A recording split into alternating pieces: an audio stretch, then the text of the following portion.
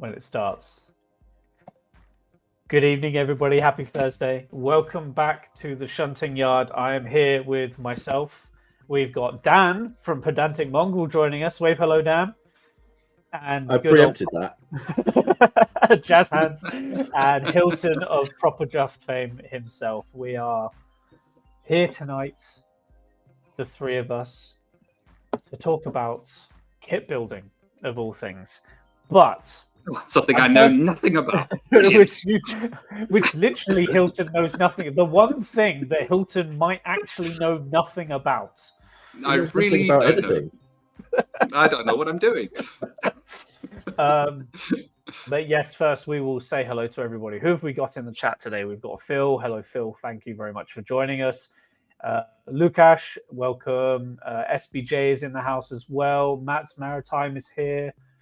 We've got plenty of people here today. Thank you very much. Derek is joining us. Charlie from Hoodston. Oliver Train. Welcome, everybody. Welcome. So, Brilliant. We're going to start off, I think, with what's been going on this week for you guys. Dan, what have you been up to this week, model-wise? This week, model-wise, I actually got out my paintbrushes for the first time in months. And I've been painting things. So actually, you know what? You've ambushed me here because you never told me you're going to do this. No, I did not say I was going to do this. No, you didn't. But because my desk is a mess, it's like, so I've been painting this Octobreak. It's halfway done. I've still got to add the white. I love it. Great Northern 8-wheel brake van there. Another thing I've been up to lately is I bought this rather excellent S100 and started scrubbing the letters off, but who knows what's going to happen to that. Oh boy. Yeah. Really good model that. I'd recommend that you purchase if you haven't got one already. I did this morning. James. I did this morning. I looked at it, I looked at my hobby fund and went, good man. And then I saw that you got my bingo card underway. Yes. May have led you on that one. The Akira Pania looks like it's been postponed again. So I went, no, I need a me present. I'm buying it. Done. A very, very good choice. Very solid choice, I would say. Yes, watch out for that in the coming month or so when I go home. Yeah. So you've been painting. Very nice. Very nice. Well, that leads on to partially of today's theme. But Hilton, what about you, my friend? What have you been up to this week?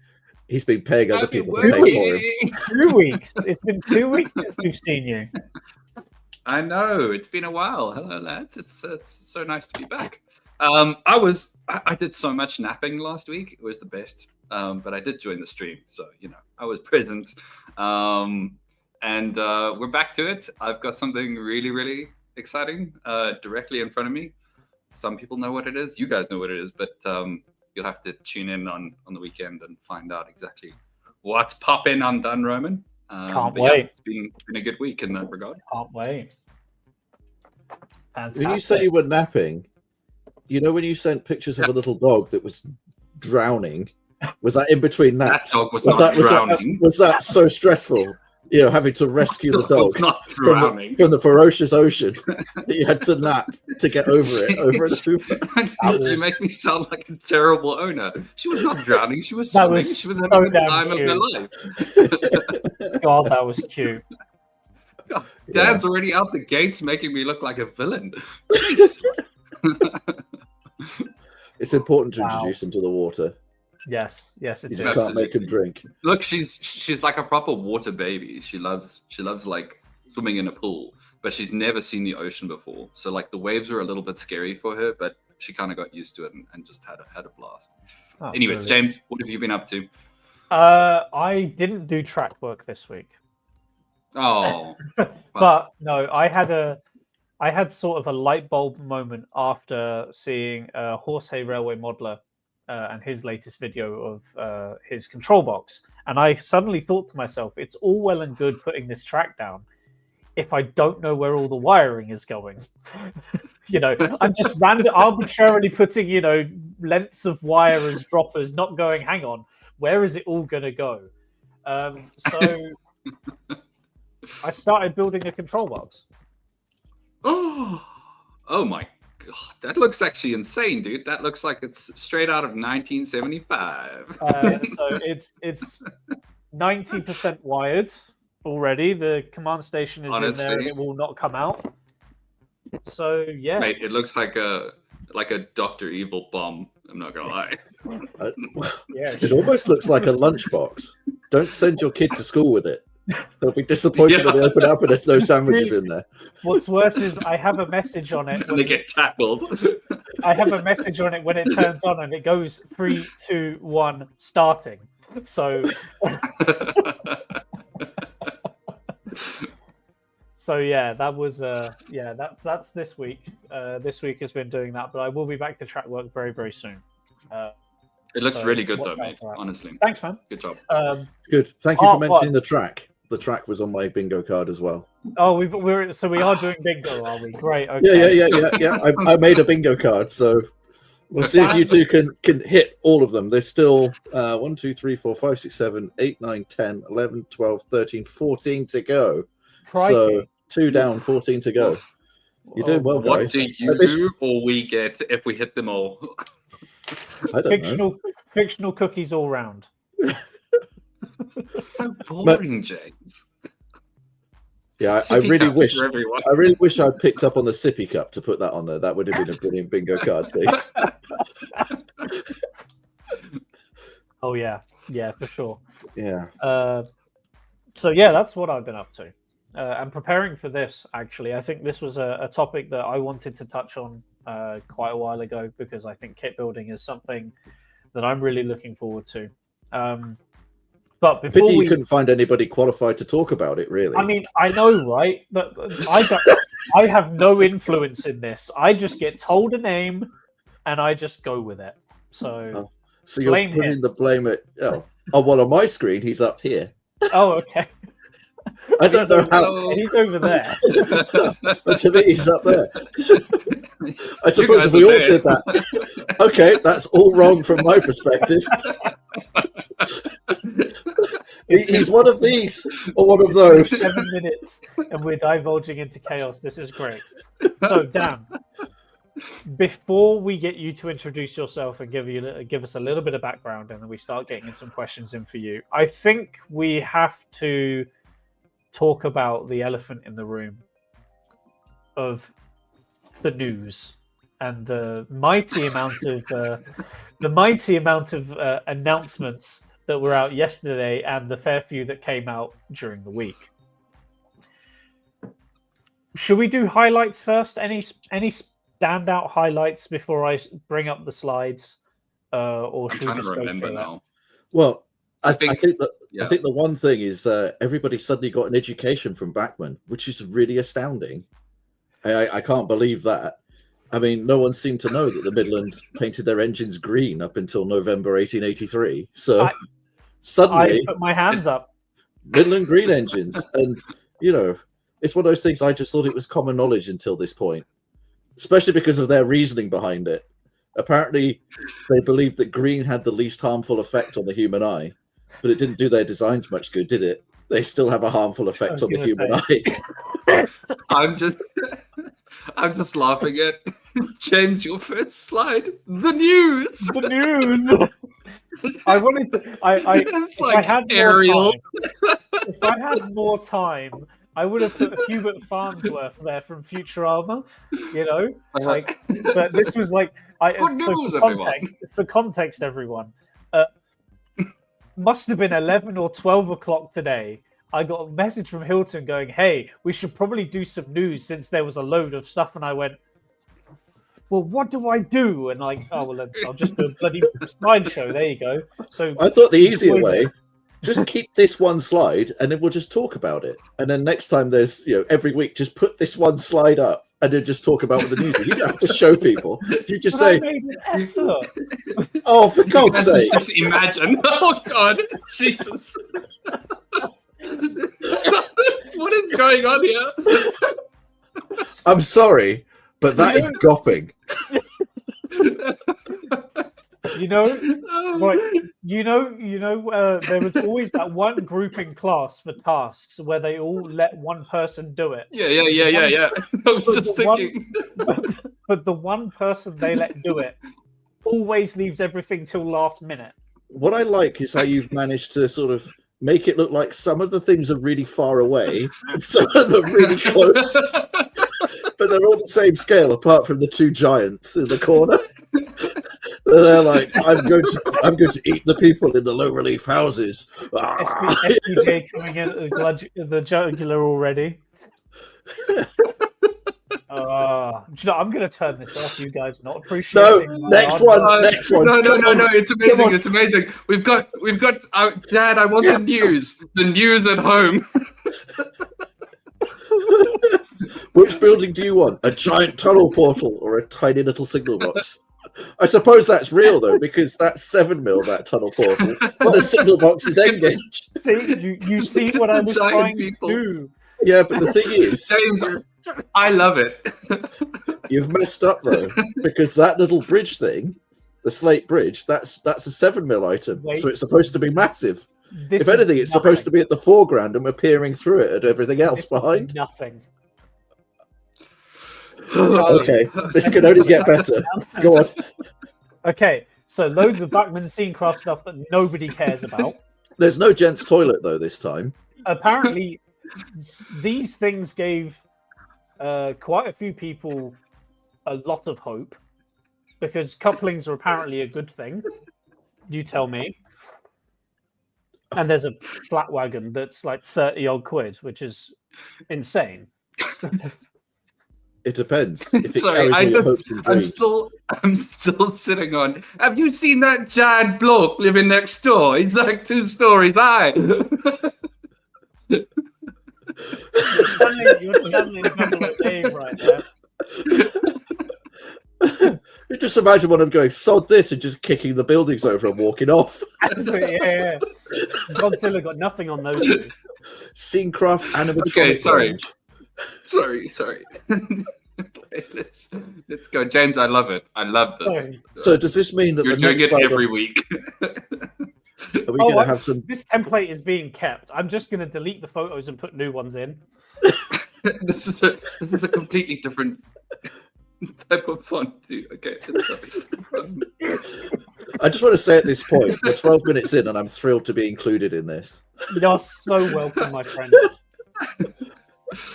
Okay. Our viewership. We're not actually talking about anything here anyway. We're just talking about your editing skills in Paint. Terrible editing That's skills. literally it. I am an analyst. I'm not a doer. I'm a reader. I can think see that.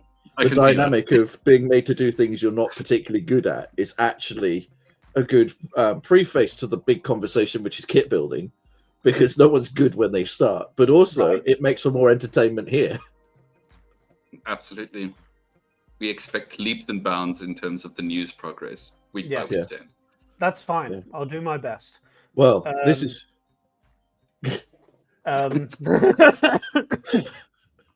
Yes, Kimbra, they've had ink. Thank you for answering the question for me. Almost put myself in a hole there. But thanks to the, if you go back a slide, go back one, James. You went to go back one. No, that's the other way. Back. You've got the wrong way. Go back. Go back. Oh no, we have to start the news again. It's all right. We'll just add it onto the end of the stream. I just want to make the point. Yeah, I have it back. Okay, so these couplings, they've given people hope because it's not 009 people who've got hope. It's Engage people who've gone, I can put those hook and loop couplings on my Engage stuff now. True. And they all feel a bit like Ertl toys, you know, the like the Thomas, like the Ertl Thomas range. Yeah, that's exactly what I thought. With like a hook on one end and a loop on the next one. Technical. We haven't even got going yet. Very much. So yeah, to business. So couplings, they are for the hook and loop are $7.95 for 5 pairs, and $8.95 for choppers. if that's interesting for you. So there's some prices for you. See, we're trying to get somewhere. And the 009 ones they are exist. they're $8.95 for 5 pairs. And this flat wagon is apparently $23.75. By the way, all of the prices that I quote are all from Rails because that is exactly where Hilton told me to get the photos from. They're always good. They're always clean. They do a good job. If I'm going under the bus, you're coming with me. I'll tell Jack next time I see him. Jack at Rails. Please do. Yeah, He can sponsor the stream, just by the way. We're totally open to that. I'll float that idea as well. Not just open, wide open. Okay, cool. Right. 47s for Engage and nothing Yeah. new for 00. Love that. Yeah. Awesome. So Thanks, 47s, 152.95 DCC ready, and 246.45 sound fitted. I mean, that I don't know about you, but that's a bit of a price bump for an Engage loco. But then we could go back to the whole manufacturing and difference and all that jazz. But where's Finbro and Morewood? We need them to tell us is that good? Because I literally don't know. Engage people in the chat. Is it any good? You tell us. While we're waiting for them. I think, didn't you have some Acura Scale 66s on the next slide? There might be. Spoilers. So Steve is saying that the 47s are just a relivery. They've been out for a while. So it's not even a new tool. That sucks. I totally get that, but like, is that price, Steve? Is that price good or bad? Please tell me. Okay, thanks. While you're telling us that, so the vans, so the meat vans and general purpose vans are $19.50 each. The JGAs are $33.95 and the BYAs are $33.95 as well each. It's a pity they're not in scale with each other. One of them's a lot smaller than the rest. That's the point. This is the point. I'm setting low expectations so that when I come back with the best PowerPoint in the universe, you will be blown away. Breaking news, Bachmann are doing TT. Do not predict the future. I've done enough of that today. Oh, the beat man. Please highlight that comment. Oh, for God's sake. I didn't see a sausage van in the range. Okay. 66s, right. This is a bit of an interesting one because I feel like there's a lot of people who are feeling like, did we need this? Did we? I mean, I think, the Bachmann tooling is, I think it's still pretty good. I've got 2 of them and I think they're pretty decent still. I did not see a necessity for another new tooling next to the Acura Scale ones. Put it this way. You wouldn't be saying this if it was a Class 37. No, it was a Class 37. Right, yeah, exactly. So there probably is. There probably is stuck on a little YouTube channel somewhere, someone who's fanatical about 66s and collects all of them. Probably pays a lot of money for them to have a release. That's not the point. I'm trying to be objective here, Dan. So am I. I'm playing devil's advocate. I know, and I hate James. Why did I invite him? I have no idea, mate. I think that's close enough to that one. Yeah. I think that is close enough to count. Oh, okay. Just to follow up, so Steve is saying it's cheaper than sending one away to be sound fitted by someone. So in that regard, it's a good price. However, speakers are a bit pants from factory. Okay, cool. So it's about taste then. But that's good to know. Yeah. So 66s, if you care, they're 195.45 DCC ready, 288.95 sound fitted, and 314.45 with the fan and the stupid automatic uncoupler. And the window glazing. Oh, and the window glazing. Daft. Window glazing. I'm sorry. But fan? What fan? Sorry? Does it not have a fan? Does it not have a cooling fan that goes round on the top of it? I thought that was a deluxe thing.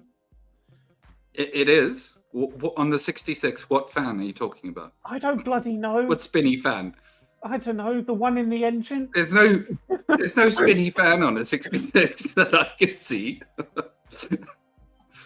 Anyway, So it's another shed.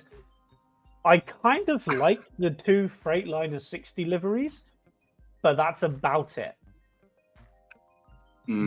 I, as somebody who's now, well, I mean, everyone knows, as somebody who's doing the West Highland, I feel like a GBRF 66 is an apt to go for. But I'm not gonna be buying one of these. That's for sure. Good to know. Good Are to know. you sure? I'd be prepared to put money on that statement not aging very well. I promise you, I'm not. It might not be this week, might not be next week, but it'll be at some point. As soon as it goes into a livery or has the name of a lock on the side of it, that's it. That would be it. Sorry, do you feel seen? Yeah. I mean, I wouldn't make a bold statement like that. You don't know what kind of deals are going to come up in future or how far it's going to go. To be fair, if you want my 2 pence on it, if you look at the fleet of diesels, say in the 80s, if you have an 80s layout, you need 10 locos. You need 10 different locos. If you have a 2000s layout where you need 10 locos, at least 8 of them need to be 66s. So having another one is not necessarily a bad thing. The problem is it's highlighted the problem with the real railway. The real railway lacks variety. That is the issue. So what we're saying is we need to have a go at the real railway companies for not having enough diversity for us. For not buying enough 70s, which sounds so much better than 66s. They don't look better, but they sound much better.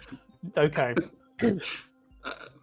Annie said I had enough 37s, and I know, but you also know that I can't help myself. I'm sorry to hear the wedding's off. It's not yet. Wait until she sees my pre-order list. every 37 that comes through gets charged a nightmare, and she goes, "Well, where's that coming from?" Oh. Come from, Annie. It was a gift. It was a gift. I could just imagine when you went to the UK last year, and you're like, she packs her suitcase with all the outfits she needs for however many weeks you're over, and you just literally put in like 3 pairs of underpants and a spare t-shirt and have an empty case. It was with nothing literally that. It was literally that. Are you going to pack? And you're like, it's fine. I'll just turn it inside out a few times.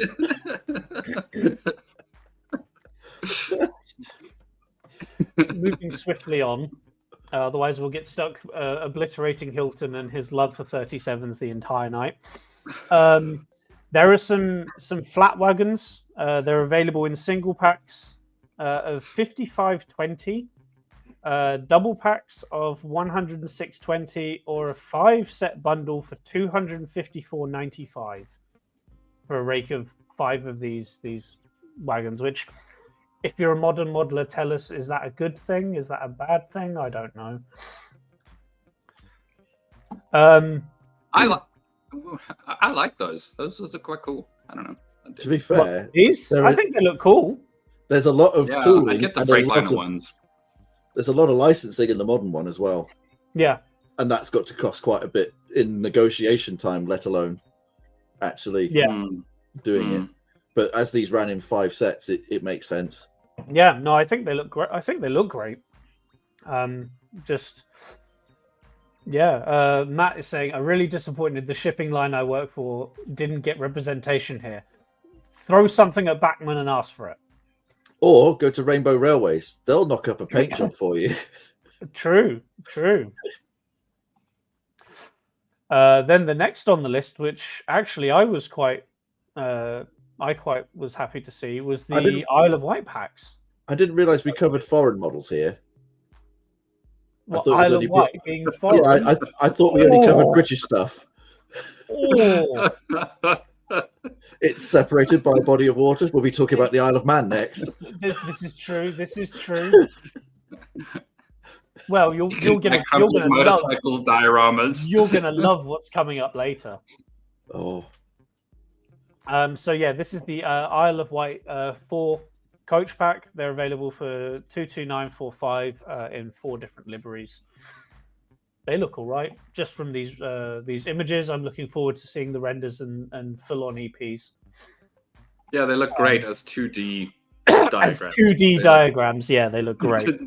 Super cool, super cool. Some multi-size, multi-gauge brake vans. Yeah, there's a 20-ton brake van in multiple different liveries, LMS wise. But I think the thing that Hilton is most looking forward to are the Mark II Fs, with quite a few variations. I must admit the DBSOs do look nice. They look awesome, and that ScotRail livery does look good. So Hilton, these will set you back a pretty penny.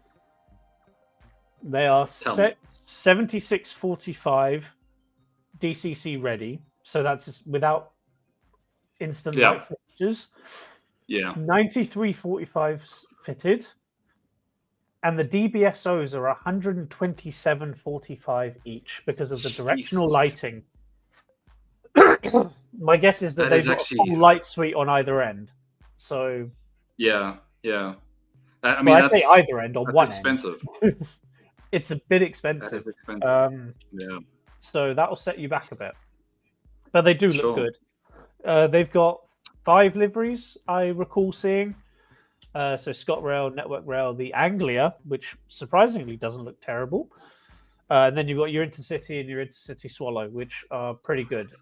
Yes, 76 a coach. Oh, sorry, I seem to have a frog in my throat today. You really do. Drink more of your sippy cup. I'm going to. Do not worry. You're really regretting not noticing the sippy cup now. True. But I think the 2 surprises, or at least the 2 surprises from my end that came in, were the K3 is being reintroduced with 2 different variations. No, not retooled. So that segues into kit building and scratch building, because some of us are impatient and actually want the version they haven't done yet. The K4? No, the K3. When they were built, the Great Northern built them like this with a cab originally. But something that Batman haven't done yet. They haven't touched it. That is a shame. That is a shame. And I do feel like at this point, if they were reintroducing it at a premium price point, perhaps a retool was in order. But honestly, where is the K4? Can we just, for a moment, please? Where is the K4? I agree. Don't look at me. I'm not looking at you. I'm asking broadly. Don't bring up product suggestions and look at me. That's I'm not my pay not. grade tonight. I'm not. We're not doing that. We're not doing that. Good. Okay. So the K3 is coming back in 2 guises with 2 different tenders. Don't ask me what they are and when they are. Dan, do you know what they are and when they are? Okay, so that one that you've got the screenshot of is as it was at the Stockton and Darlington Parade in 1925, and the other one is with a standard L&R 6-wheel tender, but it's just in boomer livery. It's for something, the boomer era where the kids who grew up after the war would sit on the end of train platforms and go like, oh, Carnforth, all this kind of thing. And then as they've got older, they've decided to spend money turning everything into British Railways livery and spoiling it for the rest of us. I mean, it spoiled it for the rest of us to the point that nobody knew until 2 days ago that the Midland Railway had green engines. And now Bachmann's told everybody this by releasing that other model that you can see. The thing that's exciting. It's not my thing, but it's exciting. Yes. So before we roll into that, so the K3 will set you back 152.95 DCC ready, and it's 8-pin, so it hasn't been upgraded to next 18 or 21 pin at all. Just a tender change in the livery. You see, why? And it's cool. It's got a headboard number. Cool. I mean, it's got a 7. It's got a 7 on the headboard. Yeah, it's interesting. Interesting call from Bachmann. But They do have Midland Railway 1532 in Midland Railway Green, which is a striking livery. It's perfect for all those pre-1883 layouts. It's fantastic, and I want Because one there's so just many because of it's them. different.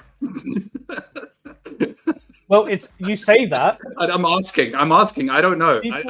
They are saying that a lot more people are wanting to model pre-era 3, whether that's era 1 or era 2. So they must think it's worth doing. Yeah. We say that, but they have literally the K4 or the K3 opposite instead of the K4. So you know. Fun. Okay, we must comment. Let's go back. Yeah, so that will set you back 174.95 without club, or 156.95 with club membership straight from Backman at DCC ready, and 284.95 or 255.95. What? Oh no! Something is about to blow that number out the water. No, I know. I know what it is. So that will set you back a little bit. So yeah. I know what you're about to talk about. Get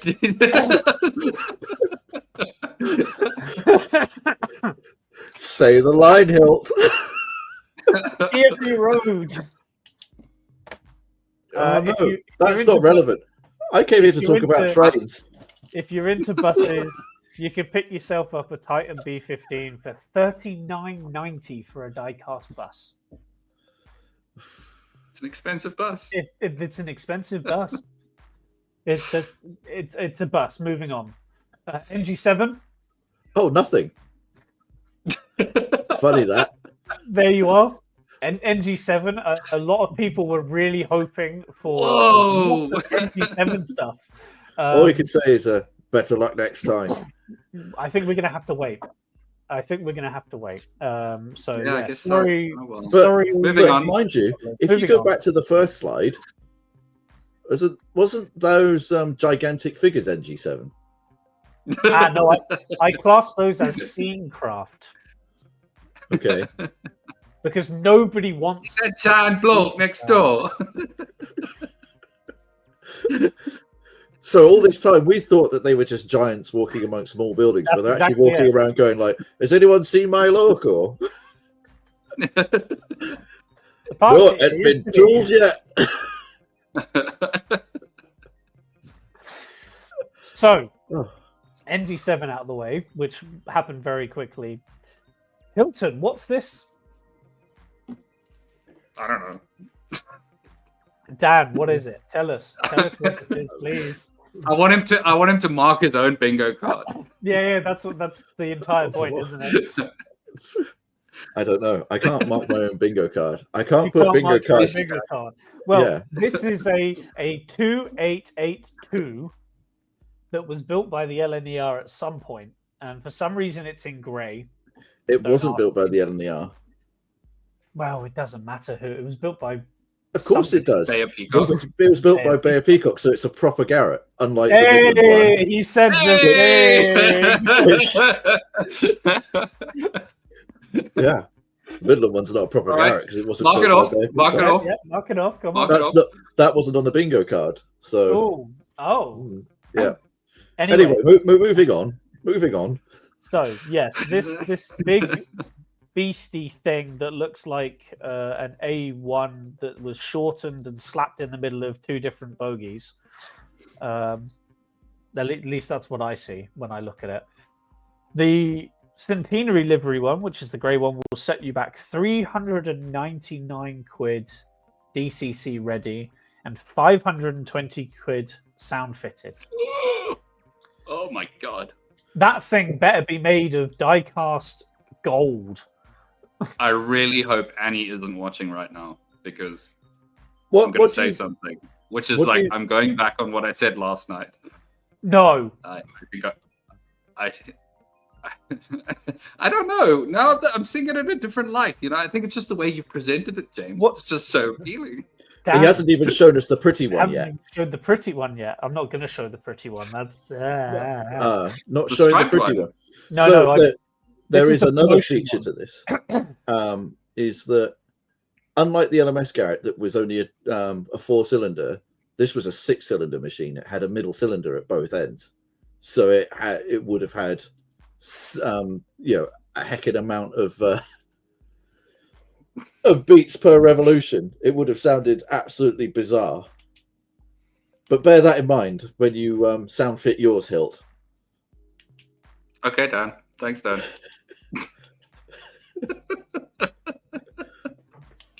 I'm on painkillers. Leave me alone. So, what do you think of the price? Well, I let me tell you the other ones first. The other versions will set you back $339,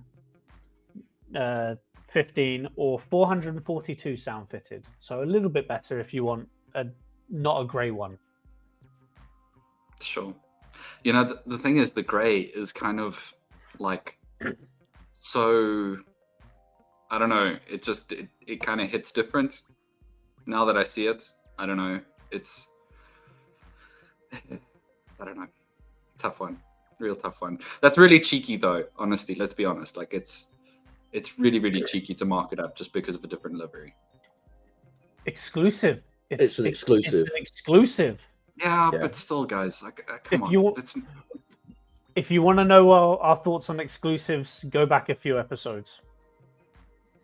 We covered exclusives. I think that's close enough to be able to count this particular bingo card entry. There we go. What is it? What was that? What was what? What was that bingo? The bingo card? entry. Yeah. Oh, I predicted that you'd say it was too expensive, and you basically just did. I did. These are very targeted, very, very targeted. So far, yeah. Basically, I've got Hilt. So these are the ones I've got so far. One of them is Handmade Track, which you brought up, saying that you didn't work on it, but you brought it up. True. Then you said you bought an S100, which I led you to, and yeah, that was another one. James saying he bought the S100, and then Hilt saying I won't be invited back again, and you did allude to that. You literally did about 15 minutes ago. So I didn't say you wouldn't be invited back. I just said why did I invite you? It's close enough. So. Do we allow that? Oh, I don't know. You Anyway. can't undo it. We're too far in. You can't undo it. No, that's true. Yeah. So, from across another body of water. Oh wow! Is this the same bullied that ended up on the SR? Did he design these wagons too? They're marked up as Irish bullied H vans. So I don't know, but I didn't notice this in the original photos, and I only noticed this when somebody mentioned it in a different Discord server. Why are the couplings the same color as the body? Like that's actually interesting. Like, are they just experimenting with different colors of plastic? Like first the because we had those see-through ones, which let's be honest, those see-through ones don't look great. They're not going to look right. I don't think so. I mean, they look. They look good. Like they look good. They look like a box fan, but they're not available in singles. Triple packs only. You're looking at. I guess they have to make their money back on them. Yeah, for sure. So you're looking at $109.96 for a triple pack. So you do you. Sure. Yeah. I'll be interested to see how these couplings fare later on. And then last but not least, at the tail end of literally the day after our last stream, Rapido came up with the LNWR brake fans. And I believe there are 14 variations of this being released. Jeez, these guys are really overcompensating. Fire. Wow. Really absolute fire. And all can be yours for the princely sum of $39.90 each. But they do look good. I mean, the renders anyway. They look amazing. I think that's a good price. Yeah, they do. And if it's very nice. if it's anything like the Toad, and I was saying this to Dan yesterday, I picked up the Toad, instantly didn't want to touch it ever again because it's that detailed and it's that nice. So yeah, It's robust very enough. happy with that. But it You better can be. touch it. Nice. Yeah. It's robust enough. It'll be fine. Yeah. So there you are. There is the Right. news. Cool. There's nothing else. The Nothing else news! happened. Nothing else happened. We're moving swiftly on now. Oh, we're not going to something talk about the 009 stuff that's coming from Rapido? Okay. Yes, something about Cheers. There we go. Elephant's done. Elephant's done. It's out the room. Let's carry on now. Come on. So yes, there was there was something else that was semi-announced today from Accurascale as well. But yes, Rapido put out a teaser that in 9 days or now 8 days time, they will be sharing a 009 announcement, which I am very intrigued by. Not that I need. That? It said yes in 009. I thought it said it was 009 days. Yeah, I just thought it said there was an announcement in 009 days. It might be a Bond-related announcement. It might be a Bond-related announcement. Who knows? For England, James. For England. For England. I'll have that 009 shaken, not stirred. I'll give you the same 4 minutes. If it's not a G16 Garrett, I'm boycotting Rapido for the rest of my days. It has to be a Garrett. It has to be a Garrett. It has to. Of course. I'm not involved in this conversation. No. We're not doing that. We're not doing that. Besides, and then you've got enough saving to do to go and buy yourself a Hellion Garrett. Ooh. Oh my god. You're right. You know what? If she's not here because she didn't respond to my Helgen Garrett. Oh, she's still here. Comment. You think she's still here? Oh, she's still here. I don't know. She didn't see the Garrett. It's fine.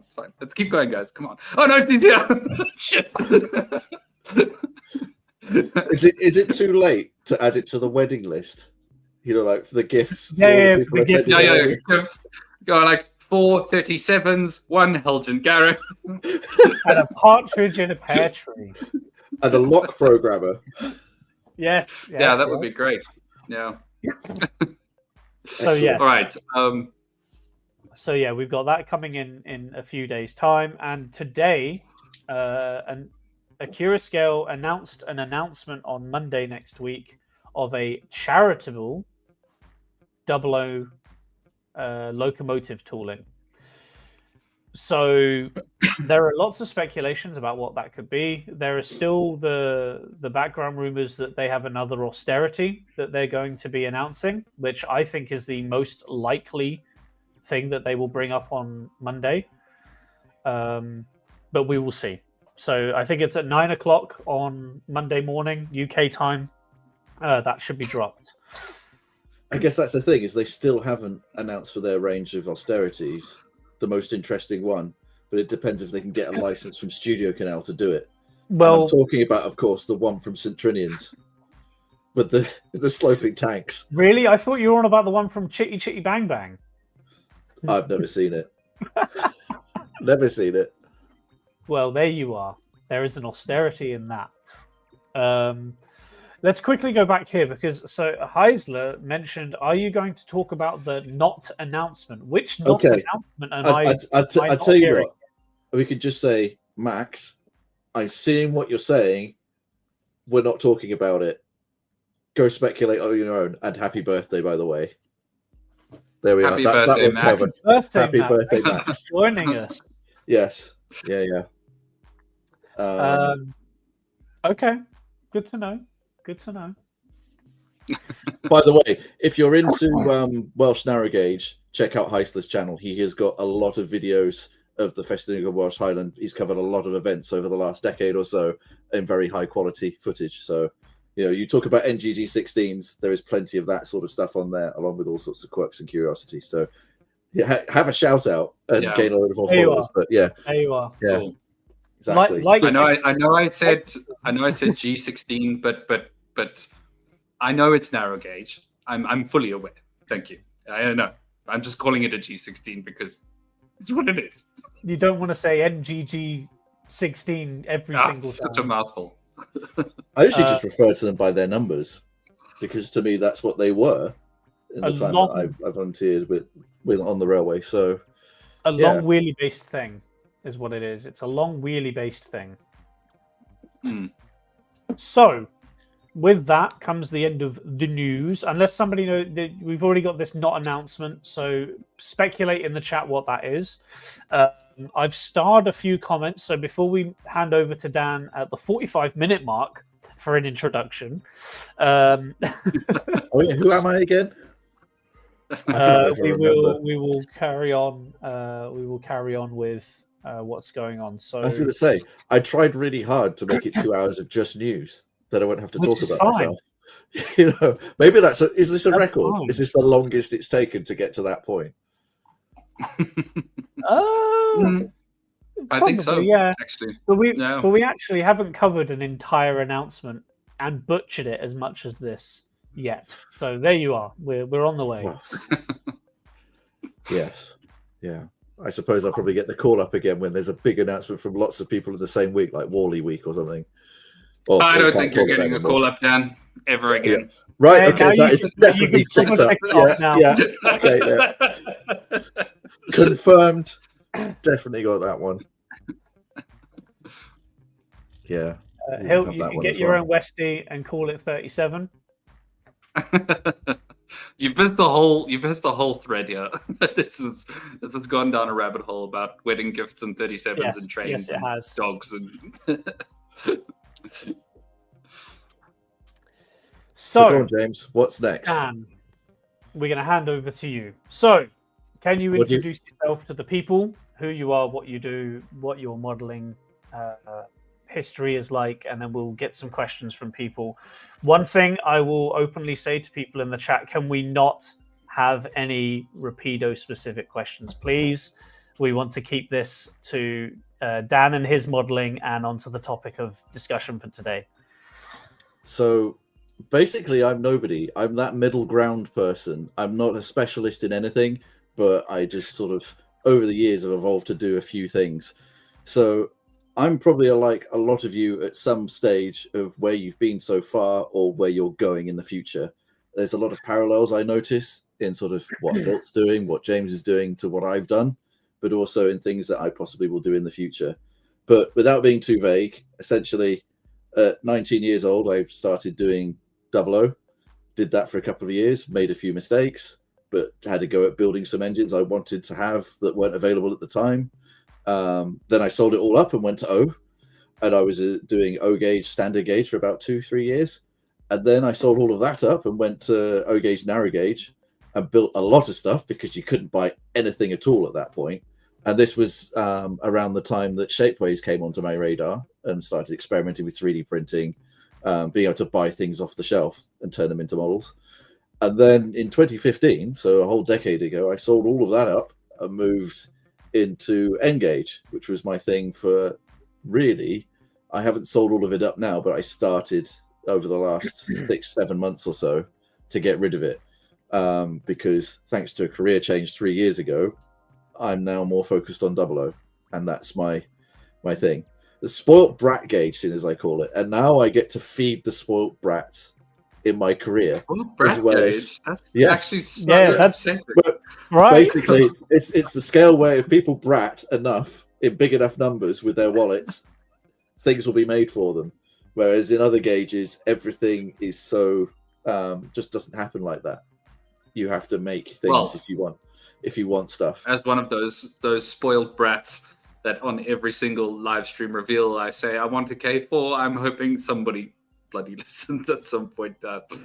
Yeah, never gonna happen. Who knows? Who knows? But we're not here to speculate on that. We're here for solutions, and the solution obviously is that if you want a K4 that badly, go and build one. No. Well, like you did.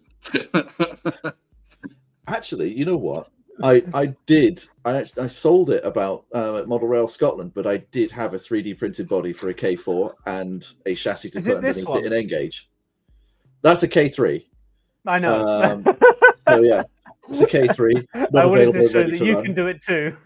Yeah, so that is a 3D printed body from Shapeways, as it was back in the day, and it sits on a Graham Farris chassis. And yeah, that's a way to get an engine that I wanted specifically for my layout that no one made. And Sure. Fantastic. I could still be sat here waiting for it, or it can happen. So that's basically my argument with this thing, is that perhaps people are too patient. Perhaps they should be building more stuff. But you've got to start I somewhere. agree. And I know, because I sent you some pictures, James, you can show the absolute abortion that was my first ever build, which So is a we're gonna- Sterling single. We're going to go through the timeline of photos that you sent me, so people can see Yeah, you can see where how- you started, Yeah. and we will go through that. Basically. So, do you want to walk us through Oh these? God. Yeah. Oh So- my word! So back in Look at that 2009, chubby little boy. I know, I wanted a Sterling single, and I'd never made anything before. And so I got a Bachmann Emily, and I got a Kitmaster kit, and bashed them together to make a Sterling single, which was hideously overscale and compromised in a lot of ways. But at the time, I had an engine that no one else had. And yeah, I don't know if that's... I don't want to say it because it's disingenuous, but I kind of hope it's in a landfill somewhere now. It's that awful. But the point is, you have to start somewhere. Sure. I mean, it's honestly very admirable. Very, very nice. Dan, well done. Yeah. So that was Moving swiftly on. So this was a I really wanted a D11, and Bachmann hadn't made them at the time, and I managed to find this kit build that was quite poorly made, but it was not in the livery I wanted. And one of the things I was learning at that point was how to repaint, which basically started with doing renumbering. Like scrubbing numbers off the side of a locomotive is a scary thing to do without taking the paint off, and it's something that you have to dive in one day. And the story behind that, and I don't have a picture of it, but I had lots of engines of my own I wanted to do, and a friend of mine came along and he goes, "I've got this K3 and I want to renumber it." And I'd watched a video online and I thought, I can do this with my friend's model. So that's what I did. And it turned out all right, luckily, and he's still got it. He was born in 92, and he worked out that one of the K3s was numbered 1992, so he wanted that number on the Bachmann K3. Oh, cool. But that's how I started. So this particular one, I had to strip all the paint off and start again. I did some rebuilding, changed the front bogey and so on, and added details to get it to actually run all right. But I believe you have a picture of how it turned out, so you can have a drum roll. And yeah, that's what I did. Not bad for like attempt number 3. No, it looks fantastic.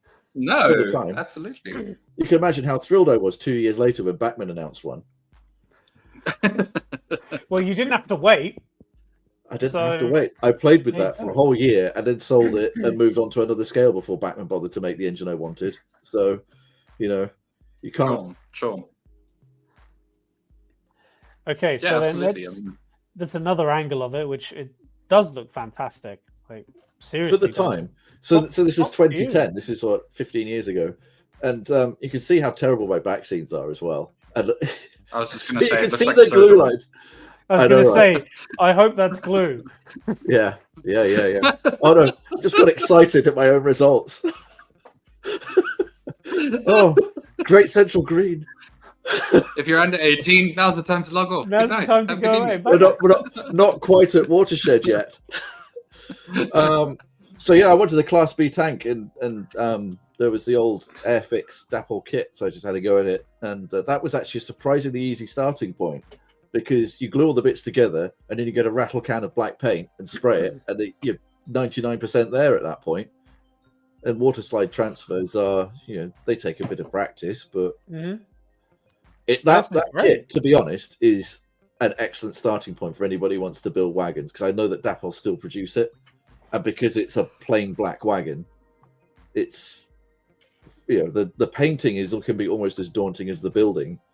So I'd feel that's one to recommend. Very nice. Very, very nice, Dan, honestly. I've still got that one, actually. In fact, if you If you can put up with me disappearing for all of 2 seconds, I can go fetch it, and you can do a comparison. Do you want to reveal Honestly, how it looks I'd be now? relieved. Yeah. Okay, all right. I'll be right back.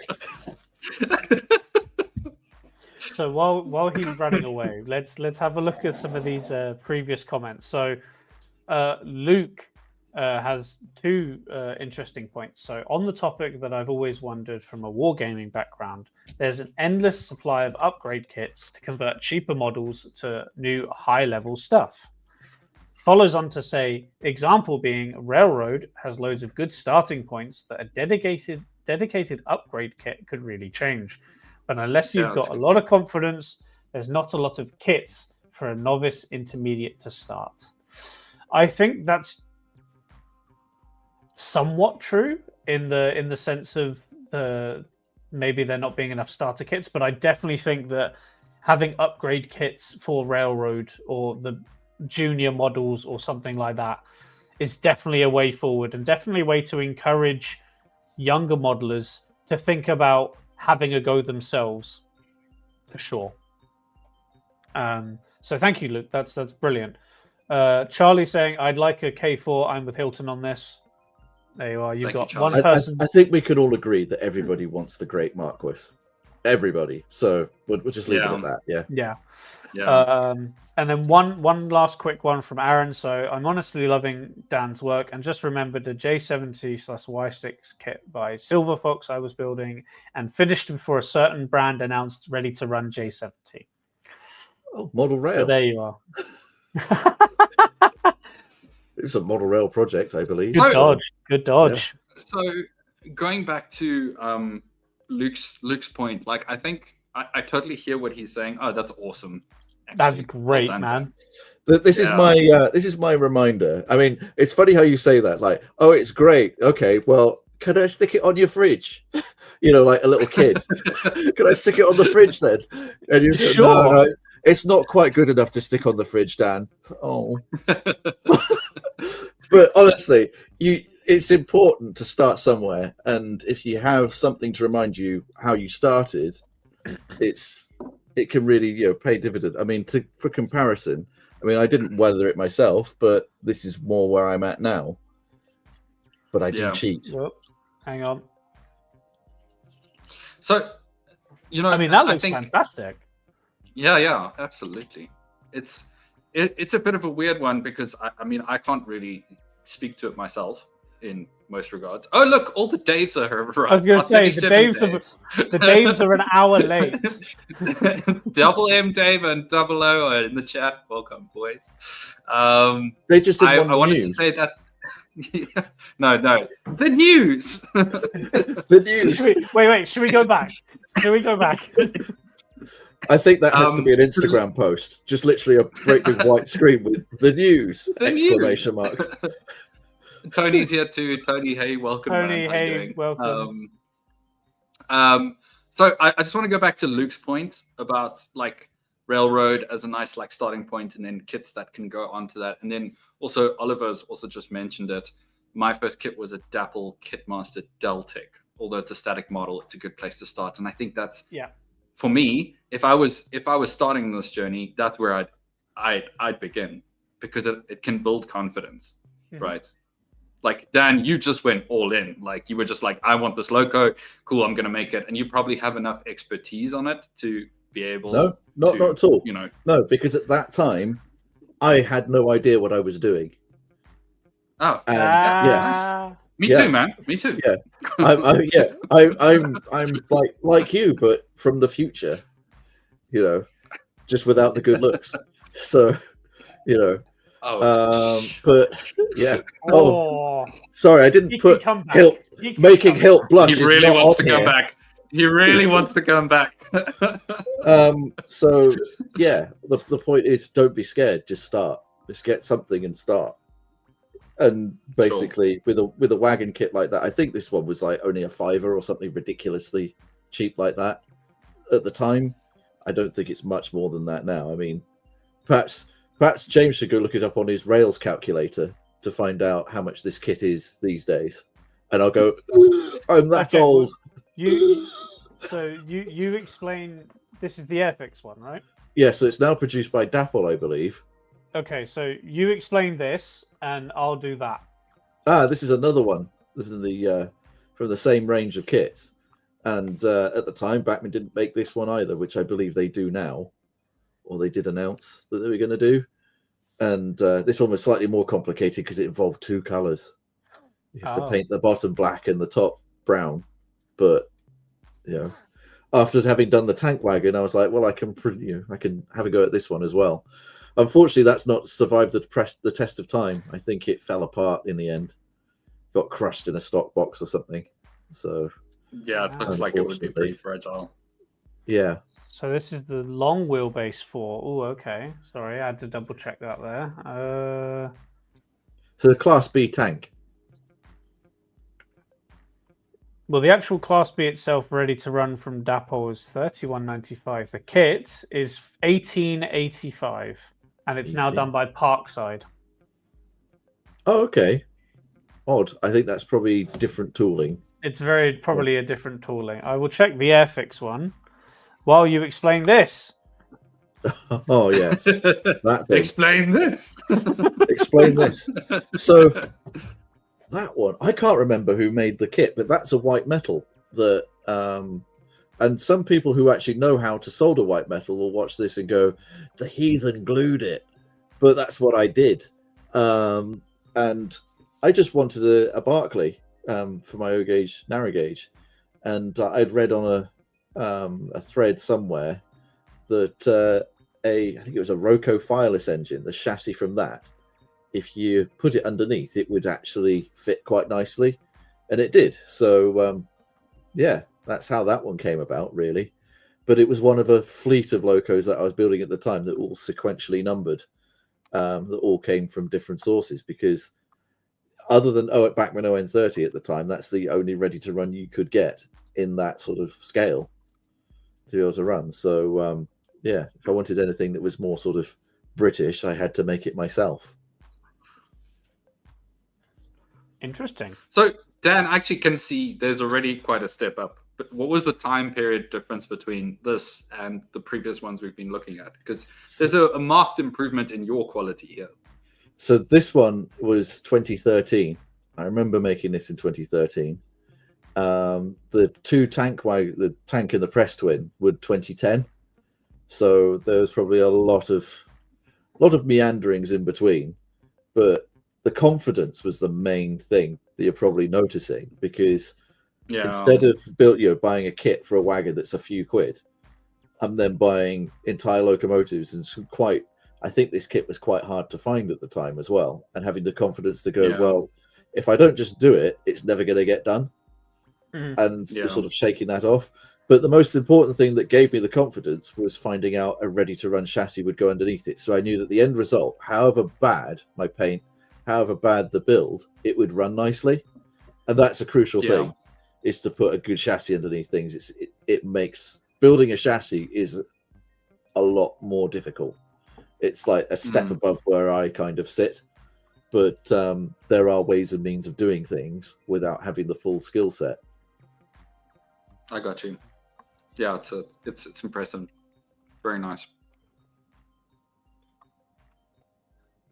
Right, we'll move on to the next one. Just leave my enter. My enter button is right next to the shift on the stupid enter button.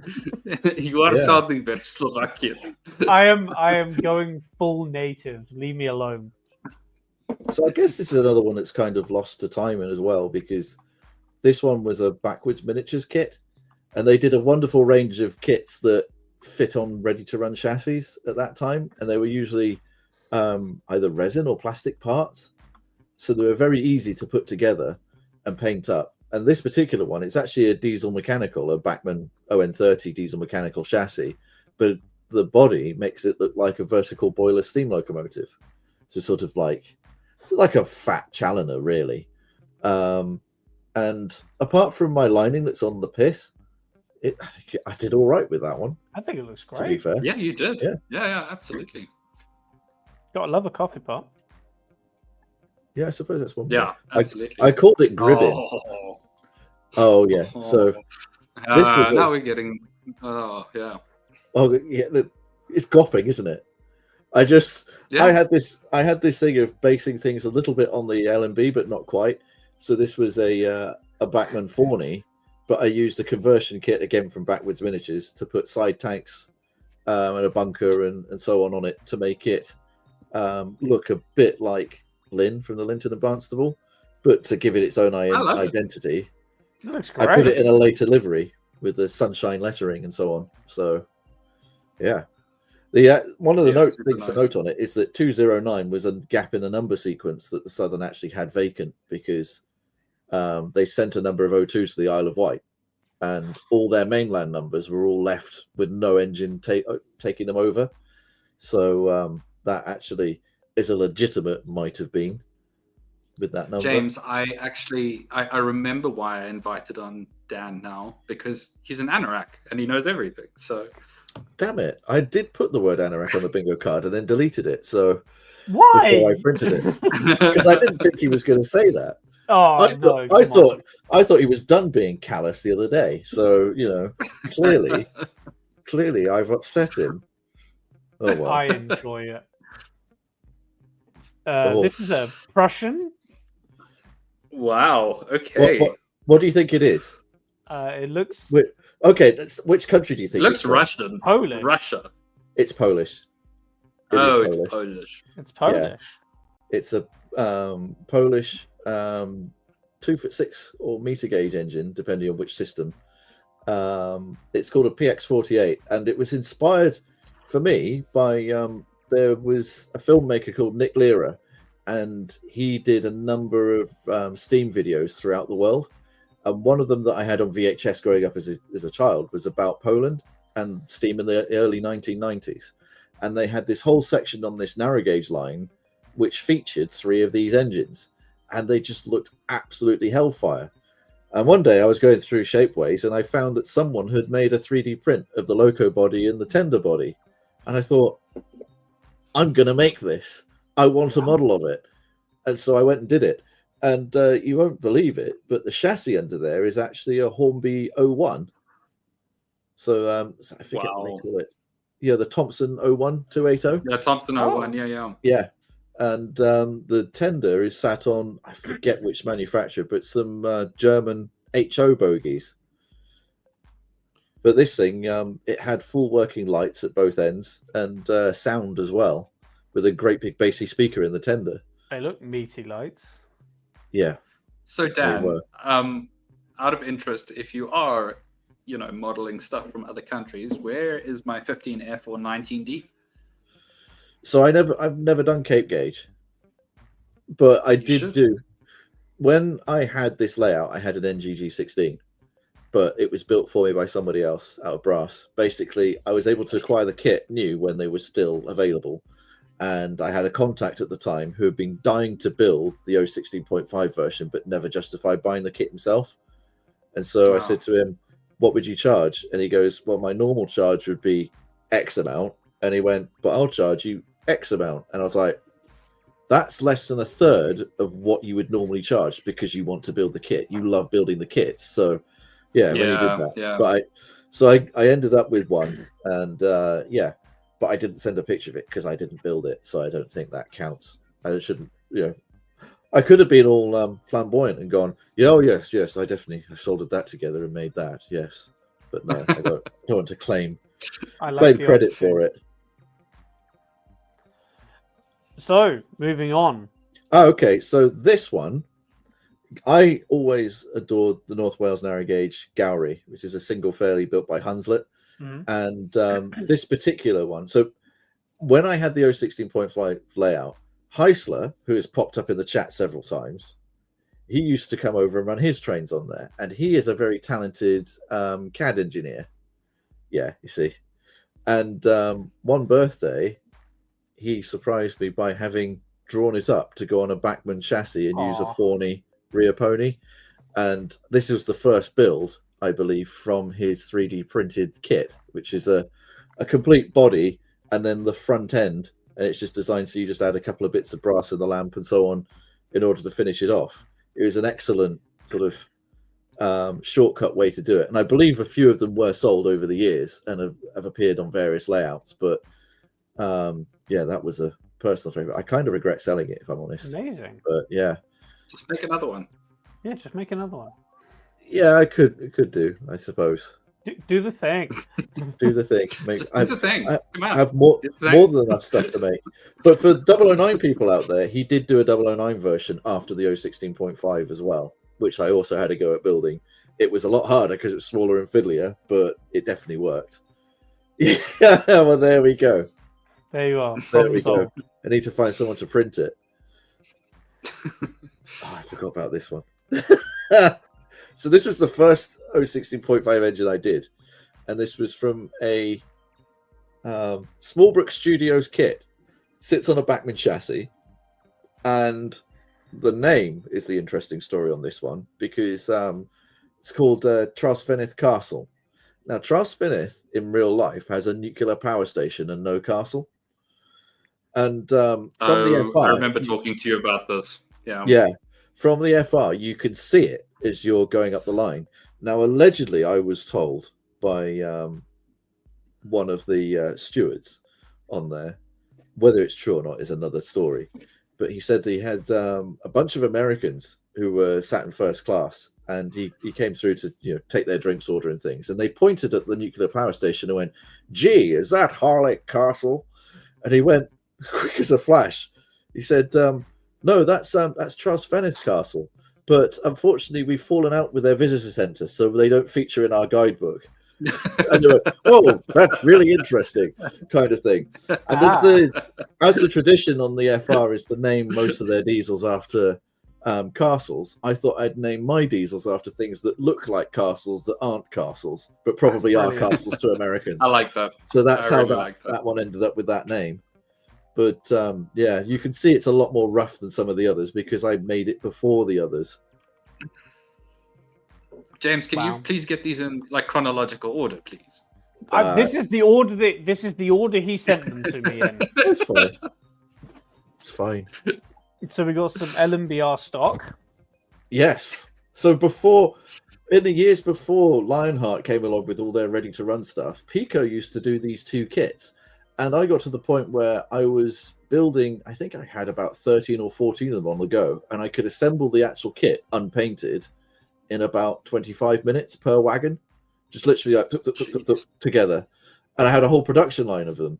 And out of all of them, I put most of them in Southern livery, but I had two that I thought I want an example of the L&B livery, but there were no transfers. I didn't have any. So I went looking through my transfer sheets and I found some LB and SCR transfers that was slightly the wrong scale, but scaled perfectly to put LNBR for Linton and Barnstable Railway. So that was my cheat on that one. And that is another stumbling block, of course, for building things, is knowing which transfers to put on stuff. But there are ways around it sometimes if you know what you're doing. Yeah. No, nicely done. Jeez. They look great. Yeah, honestly. You should know what these are, Hilt. Do they look familiar? South African. Yes, they are South African. They are South African 2-foot gauge coaches.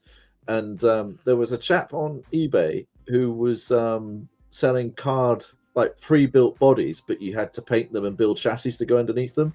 And so I just sort of primitively built chassis and found HO bogies and put them underneath to kind of make makeshift coaches. And I can't remember what I did for the interiors, actually. But yeah, I ended up with a whole rake honestly, of them. Really nice. Super, super cool. I love that. Well, even better is the guards van, which I'm sure I sent a picture of as well. Yeah. I saw it in the background there. Yeah, lovely, lovely. The only thing is, really cool. Rinka, are you paying attention? Do you see this? This is awesome. I couldn't find any transfers though to put non-white on some of the compartments, but I thought best not, because when I was looking at all the source material from the time that they ran, it was obviously during apartheid, which was kind of a. Sometimes I just wanted to.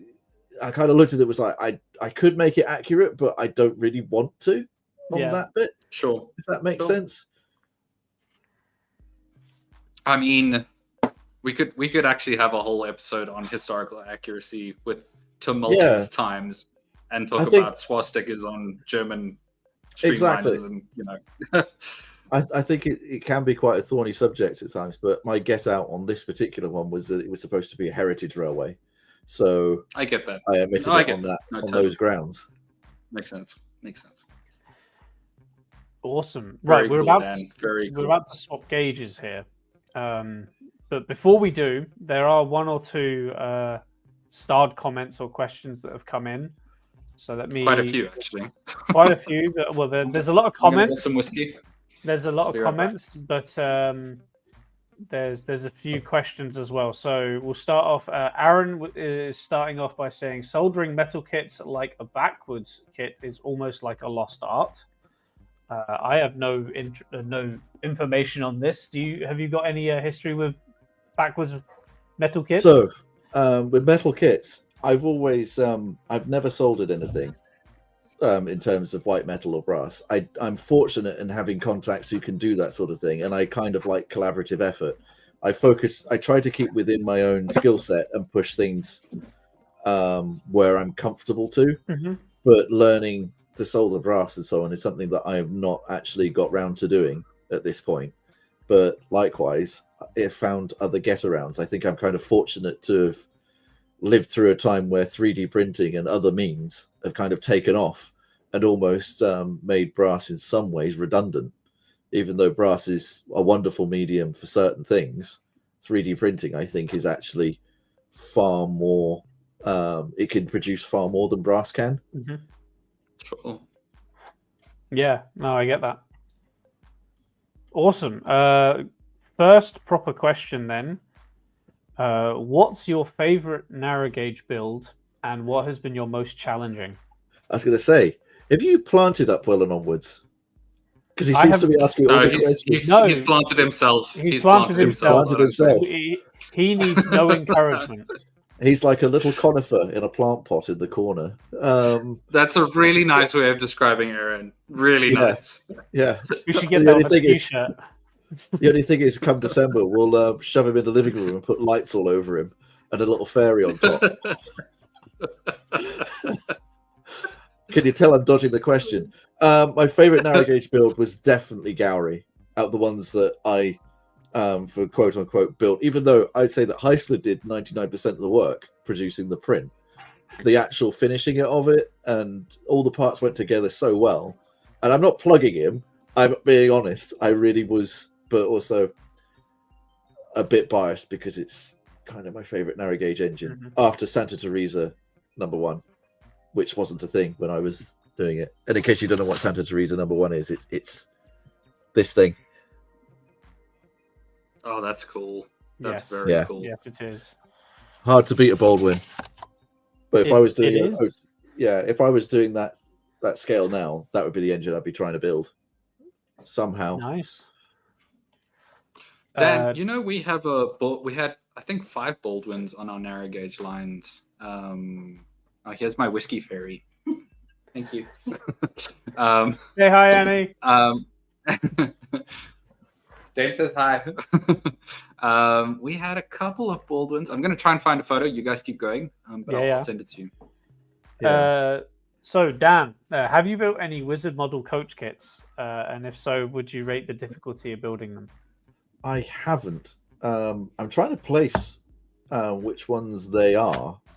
I don't actually seem. I'm not really familiar with Wizard models and what they do. The name rings a bell. I believe they also supply parts. Yeah, they're big kit part supply. Yeah. Yeah, and I think I've bought their parts before, but never bought their actual complete kit. But I think it's because of my niche interest that I've been buying things, kits from other places.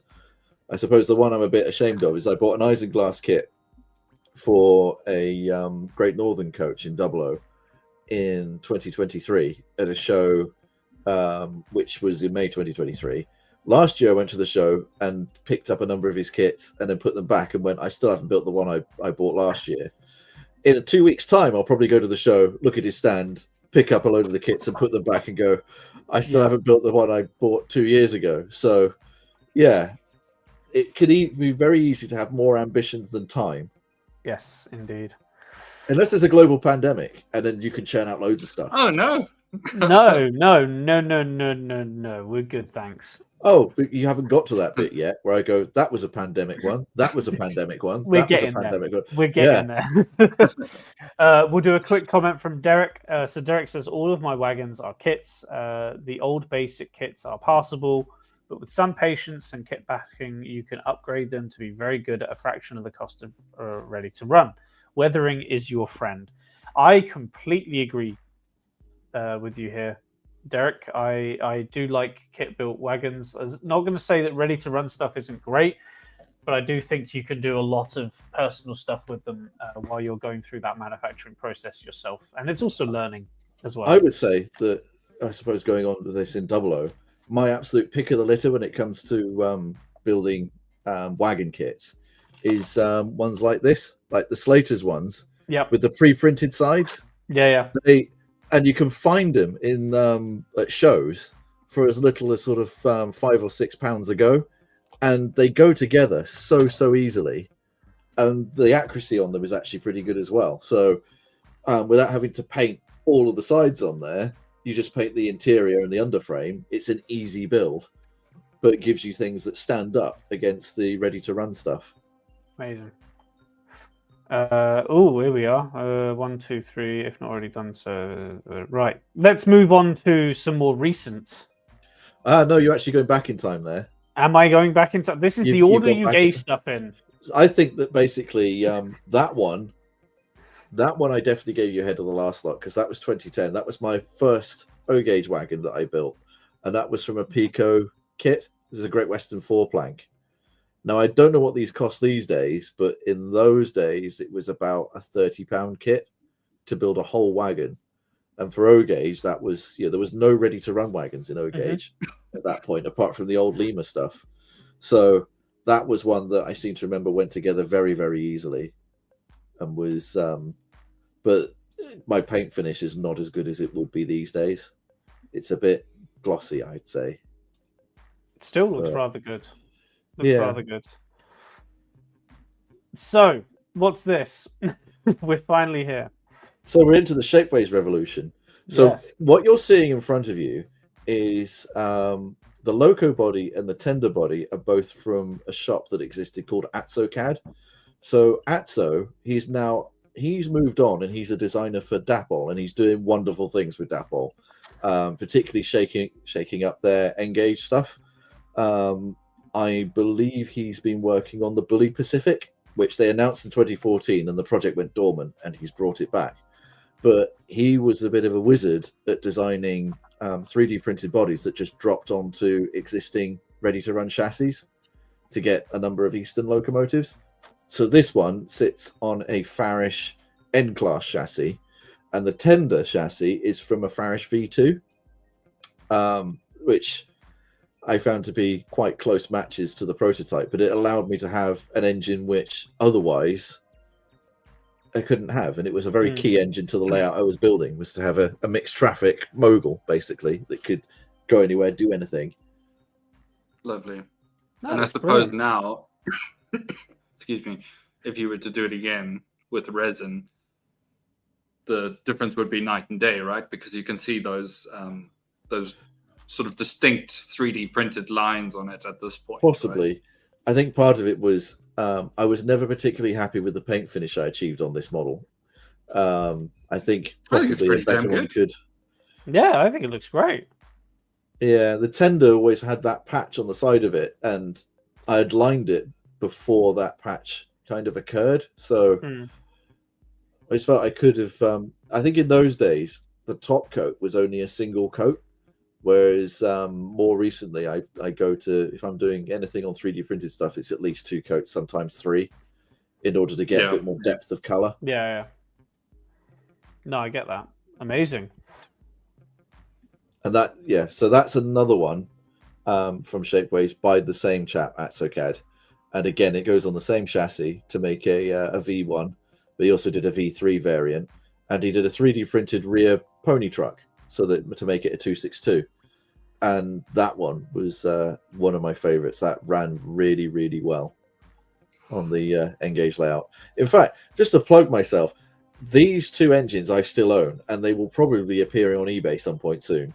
So if anybody wants to own them, then feel free to have a self-proud. cheeky bid. Yeah. Look at him! Look at him plugging himself. All right. Yeah. Okay. Yeah. Like he What owns does the this look place. like? A marketplace. Yeah. This one's not going anywhere though.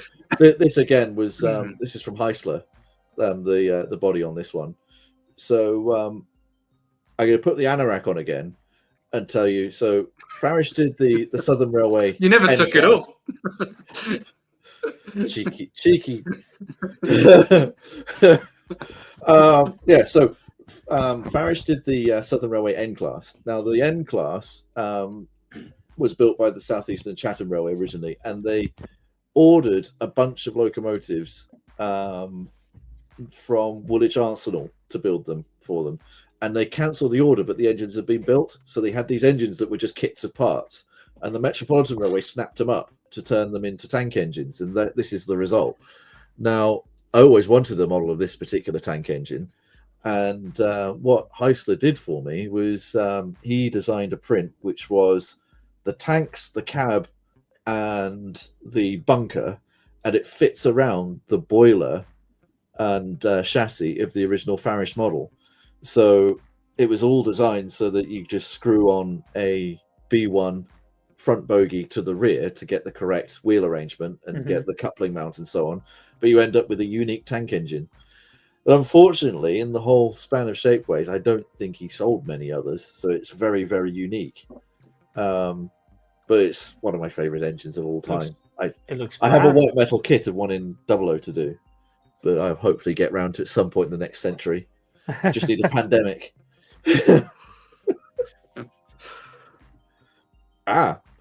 Oh, this reminds me.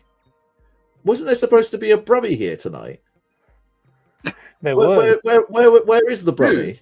I don't know. Who are you talking about? I was going to say, I thought there was a Brummie, one of you guys, because he sold me the chassis for this loco.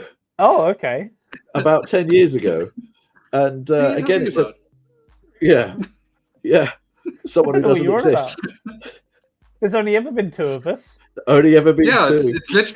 It's literally just ever been us. No, I have to ask because I'm not watching the chat. Is he in the chat? Has he been in the chat? He hasn't been at all. He hasn't been at all. Here. I'm very disappointed with him. He's properly deserted you. He's properly deserted us. Oh, that means that your next Instagram post after the stream will be co-host wanted. Apply within. No. It's going to be a picture. It's going to be a picture of you going replacement found. Wow. So yeah, great. He sold me the chassis that went underneath this print, and again, it's another AtsoCAD, but this is one that I've already parted with, just because of the switch in scales. It was a unique engine in the sense that it was the only Great Northern engine I had, so I decided to get shot really, and just move forward with Great Northern in 00. I mean, there's so much of it ready to run, right? Yeah, absolutely. It's all coming together, isn't it? Now, this is one of my proudest moments, and also one of my biggest regrets, because the guy who did this 3D printed body on Shapeways, he also did a 00 version, and I wish I'd bought the 00 print before Shapeways shut down, because I really want to do one of these in 00. This is a petrol-electric rail car, and they were prevalent in the early 1900s. Lots of railways experimented with similar internal combustion driven rail cars, and this is the Great Central version, and from all accounts it ran a couple of times and then hid in Marylebone carriage shed for a lot of the time, before being jettisoned off to some branch line in the north where it could be unreliable up there, in favor of steam to operate the London area. But yeah, a unique piece and something very, very bizarre, very unusual. And windows. Yeah, so the windows are done using glue and glaze. It's a wonderful product. If you're familiar with it, have either of you heard of glue and glaze? Yes. Yeah. He says you've not used it. So the thing about glue and glaze is that it's basically liquid windows. So you put your carriage on its side, and you put the stuff in there, and then it dries over the next 12 hours or so and dries clear to give you depth in your windows. And this is one of the first vehicles I ever used it with, and the results are a bit mixed, but it looks far better than having a piece of cellophane behind the windows in order to, it makes them look much more flush than they would have otherwise done so. Yeah, no, I like that. So we got another picture of this. Oh, yeah, another one. They're definitely not in the order I gave them to you, if you found two pictures of it. This is 100% the order that you gave it to me. I blame Discord. Doesn't matter. Blame Discord. All right, Mr. Newsman. Mr. Newsman. The news. Yeah, you know what? I'm really disappointed that you didn't cut out all the engines and then put them on a white background with some massive ones and some really tiny ones. I was not given that much time. More effort next time. Next time I'm letting Hilton do it. Oh, I can't wait for that. I did it like 3 weeks ago. It was great. It was really good. It was really good. Yeah. It was really good. Oh, this one. So this is a Met number 1 in different guises. I built 2 of these. One for the guy who did the print for this is a friend of mine, and basically the very first one is the one on the left, and that was my personal one, Metropolitan livery, and then the second one was the one on the right, which I did for him. But I didn't have to pay for any of the prints. He just literally sent them to me. So I got to keep one of the engines. Oh, wow. But I built 2 of them, yeah. That's very cool. That's very nice. Yeah. And it I creates love the lining on that. Yeah, it's... When I look at it, the proportions are off, but the reason is that you have to compromise because it sits on a Dapol M7 chassis, which is a ready-to-run chassis that was fairly easy to get at the time. But now they've retooled it. I'm not sure if it is so much. But... yeah, it's better than not having a Meti at all. It was something that would never ever happen in Ready to Run in N, as far as I would be aware anyway. So yeah, the only way to have it. In fact, we got to say, but there she is. Oh, that's awesome. It gives the scale really. It looks massive in the picture, but when but it's dinky. Absolutely. And then I suppose, because we've seen it twice already, why not see it again? I suppose it's a bit like that's very nice. That is very nice. It's funny because I bring it up to the camera, it's all out of focus, but it's tangible and real in the moment. Yeah, absolutely. Unlike a photo. Oh, this beast. And I think the sorry, Dan, before you go on, I think, with the fidelity of your line work and stuff like that at that scale, it's perfect. Absolutely perfect. Well, I use Fox transfers for it, for the most part, and I highly recommend them. I think they're very good. I know a lot of people say mixed things about them, but I found them to be consistently very good for years. So yeah, this particular one, this actually ties in with the Garrett that you're swooning over, because the history lesson is that Garrett was built for the LNER in the 1920s. Now, the job it was supposed to do was to bank heavy coal trains up the Wath incline. Now, that had been a problem for years, engines struggling with trains up that incline. And in the 1910s, the Great Central was looking at solutions of what to do. And there was a concept they were going to build their own 210-2. And then the CME and general manager went to Philadelphia, USA on to go and visit Baldwin. And Baldwin drew up for them an engine to fulfill their requirements. One that very well could have been built if it wasn't for the outbreak of World War I. And this is that engine. Drawings actually exist of it. And this is my interpretation of it. Yeah. It's very nice. And this is from a universe where that Garrett doesn't exist because this engine does the job. And it was a 4-cylinder compound it was supposed to be. Wow, look at this. Dan taking his anorak off. Yeah. To create his own fictitious world. Yeah, my Railway of Lies. This looks great. This looks absolutely fantastic. A railway of lies. And there we go. Oh. Very nice, Dan. Very, very nice. Wow. So yeah, this is one that I have earmarked to go and do in 00 at some point. but Yes, please. it's not got off the ground. Yeah, you Yes, please.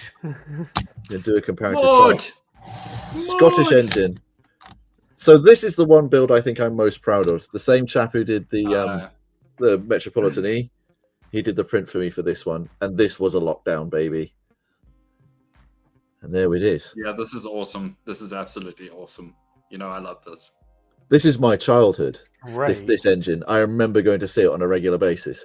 Now, the one thing that is a bit crazy, it's probably better to go back to the fidelity of the other picture, but NB transfers don't exist. I can't remember what I used, but it was the R from what I used. I think it was L and the R transfer. So I used the N and then the R, put an R, cut the bottom of the R off, and then got another R and put the top of it on the bottom to make the B.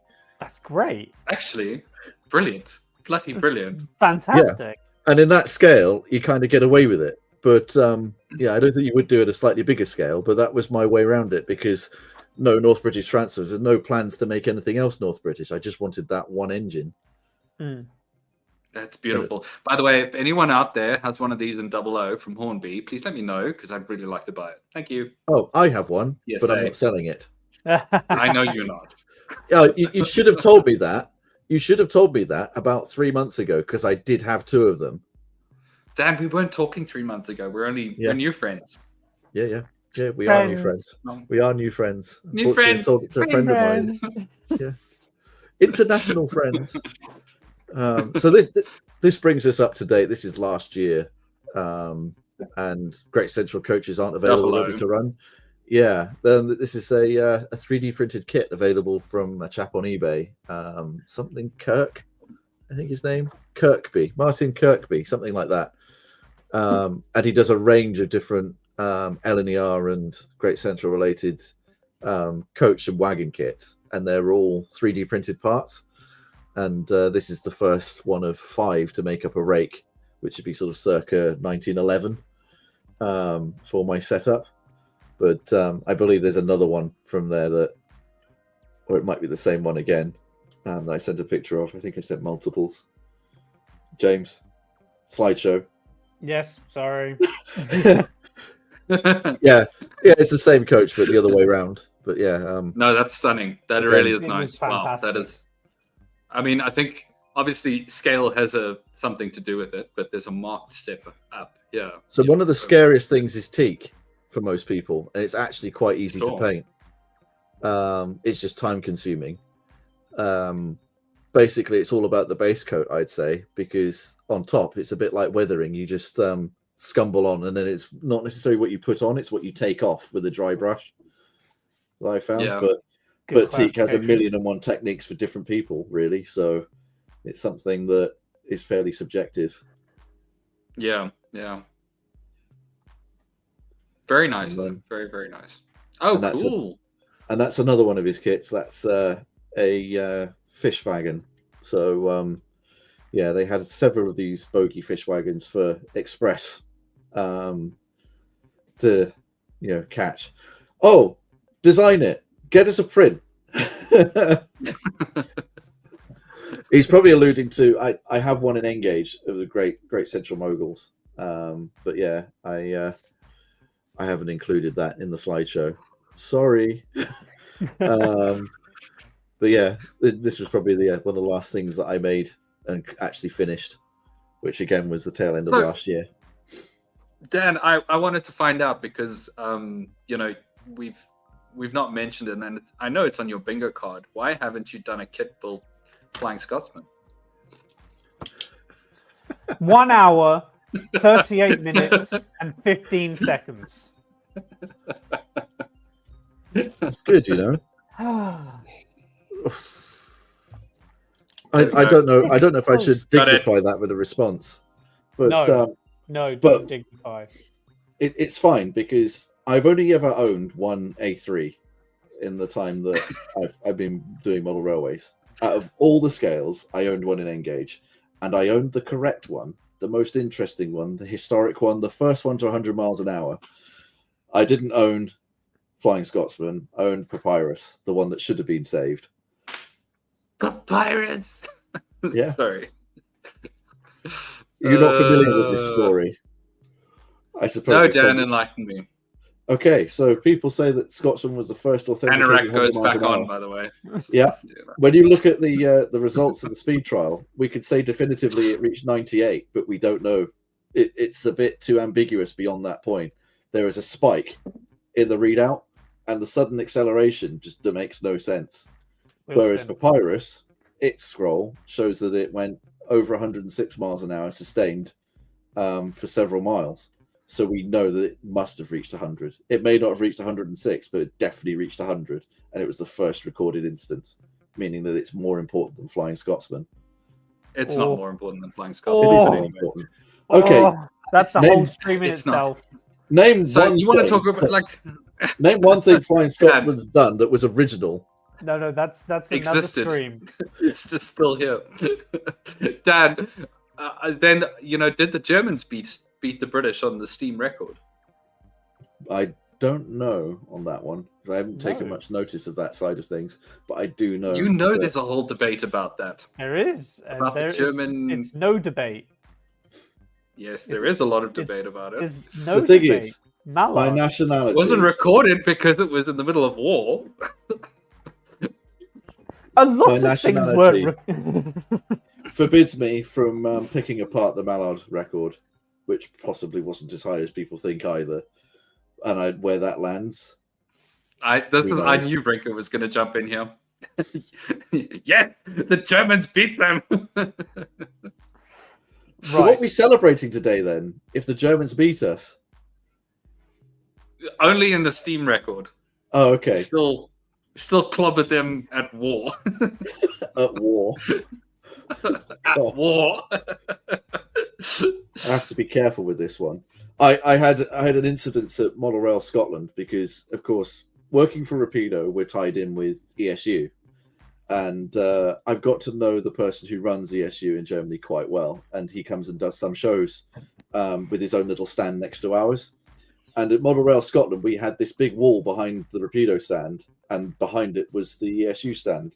Now, on the final day of the show, with about 20 minutes to go, I was talking to him, and then I said, I best go back round to the Rapido stand just to check on the guys and finish off the show. But I'll see you when the wall comes down. And I went, and he gave me this look. And I had to try and mend some fences when it came to set up at Alexandra Palace, like 3 weeks later. Build some walls. Yeah. I said to him, I didn't mean to say what I said. It was just a joke. And he goes, I understand. I said, but I am genuinely curious. What was it like growing up before the wall came down? Did you ever think it would come down? And he was like, no, I never thought it would come down. Nobody thought it would come down. Then one day it was down. I was like, interesting. Cool. Was But it east or west? West. So, Okay. yeah.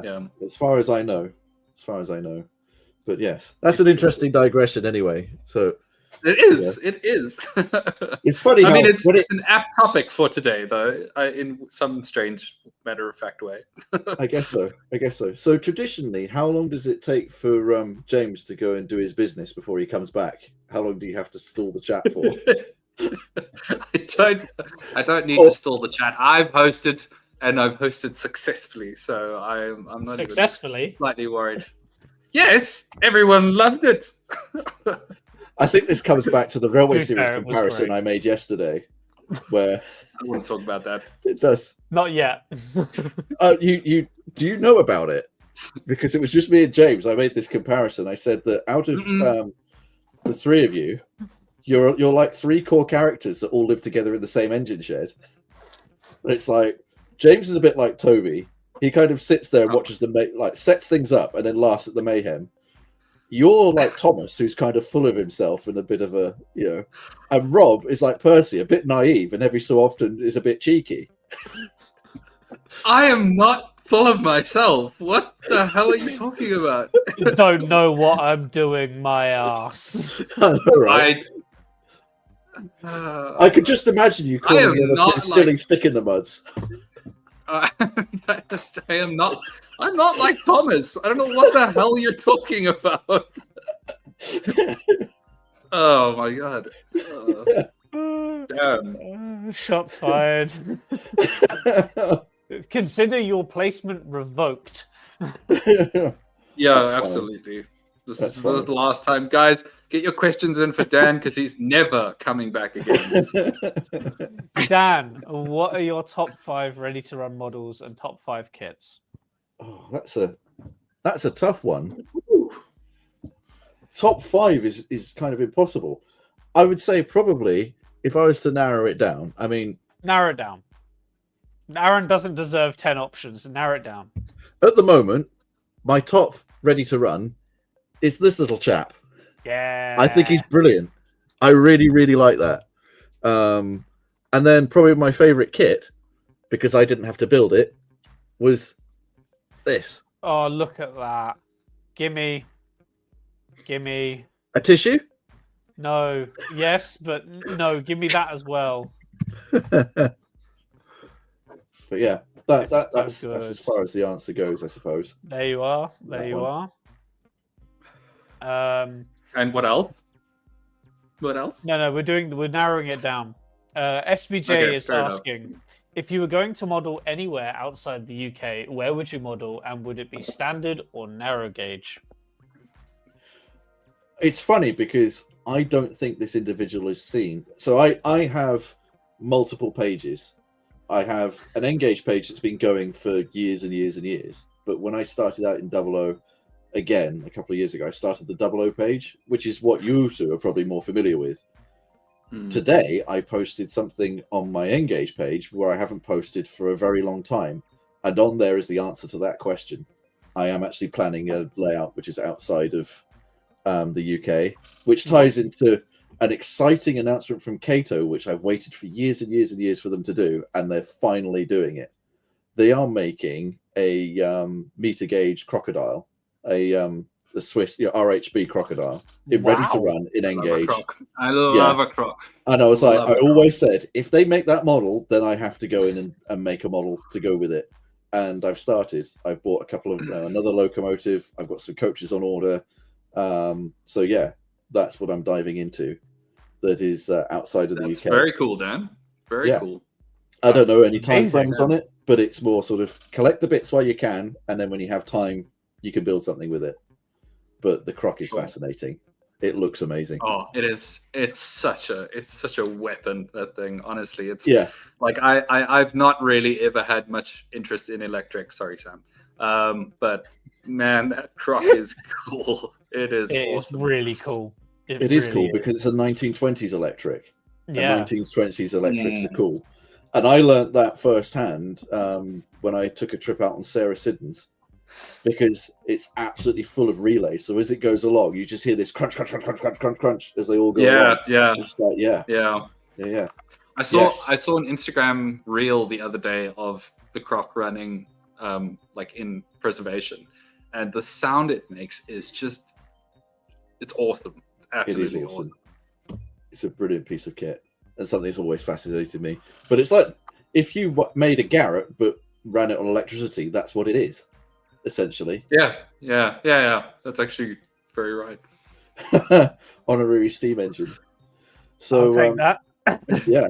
Well, this is the hope that Kato will go on to go and make a steam engine. After at an Engage show last year, I went and saw Mr. Kato firsthand, introduced myself, and said, "Are you ever going to make the crocodile?" And he went, "This engine," and he showed me it on a piece of paper, and I was just like, "That's the one." He goes, "It is coming soon," and I was like, "I'm very, very excited." And I said, "Are you going to make the steam engine to go as well?" And he goes, "Rage Shaban has the steam engine," and I was like, "Yes, they have 4 steam engines currently." And he was like, "I do not know this." And I said, "Can I have your email address? I'll send you some information." So we sent him some information, me and a colleague at work. And apparently he said on a forum somewhere that they're looking into it. So fingers crossed for a Swiss steam engine to go with the RHB stuff. And he says, "Don't look at him." Yeah. It's exciting stuff. Another one swiftly from Aaron. For my sake, would you ever build a Hawksworth Cathedral? No, it's far too modern image for me. I mean, I work for a company that's making a county. That should be enough. Counties are great. So it's never enough image for him. It's wow. never enough. I like things like pre-1923 even though I've just literally subverted that by saying the S100 is my favorite model at the moment, ready to run. But yeah, I suppose that can all change. Taste can change. Maybe I have a Midland green thing next week and be like, I like Midland green things now. So no doubt you're going to be getting that. I take it, by the way. No, I don't plan to get that. I think everyone else can fight it. I think it's interesting, but I model the rival to the Midland. I don't model the Midland, so yeah, I'm. Yeah, but it's like, I don't know, a nice piece of history. It's cool. It is. If I had a massive cabinet to go and buy engines not relevant to what I'm doing and put them in a cabinet behind me, then maybe that is actually really rude. That's really rude. That's really rude. Well, okay, right. He did pre-warn you. He did pre-warn you and say what could I didn't think. I thought we had gone over it. I thought we were. I thought we had like passed it. I said yesterday to you, "Is anything off limits?" And you said, "No." Let me sleep on it. Oh, you did, and I didn't get. I didn't get back to him. We got Well, if you feel that strongly about it, why don't you turn around and face the other way? No, I'm fine, thank you. I'll tell you, just make sure the camera's focused on me, so you can't identify too many of these locomotives. You sent me a picture on WhatsApp. I know exactly what you've got in there. No, James, don't do that.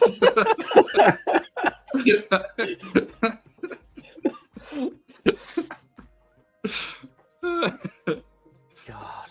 Right. I suppose we're waiting for someone to put in the chat. Hilt, if you had to get rid of 10 of your locomotives, which 10 would it be? The top 10. row. 10. The top row. The top row of Steam, or No. The top row of the whole lot. No. There's no single row you can say like get rid of that row. I'd be like no.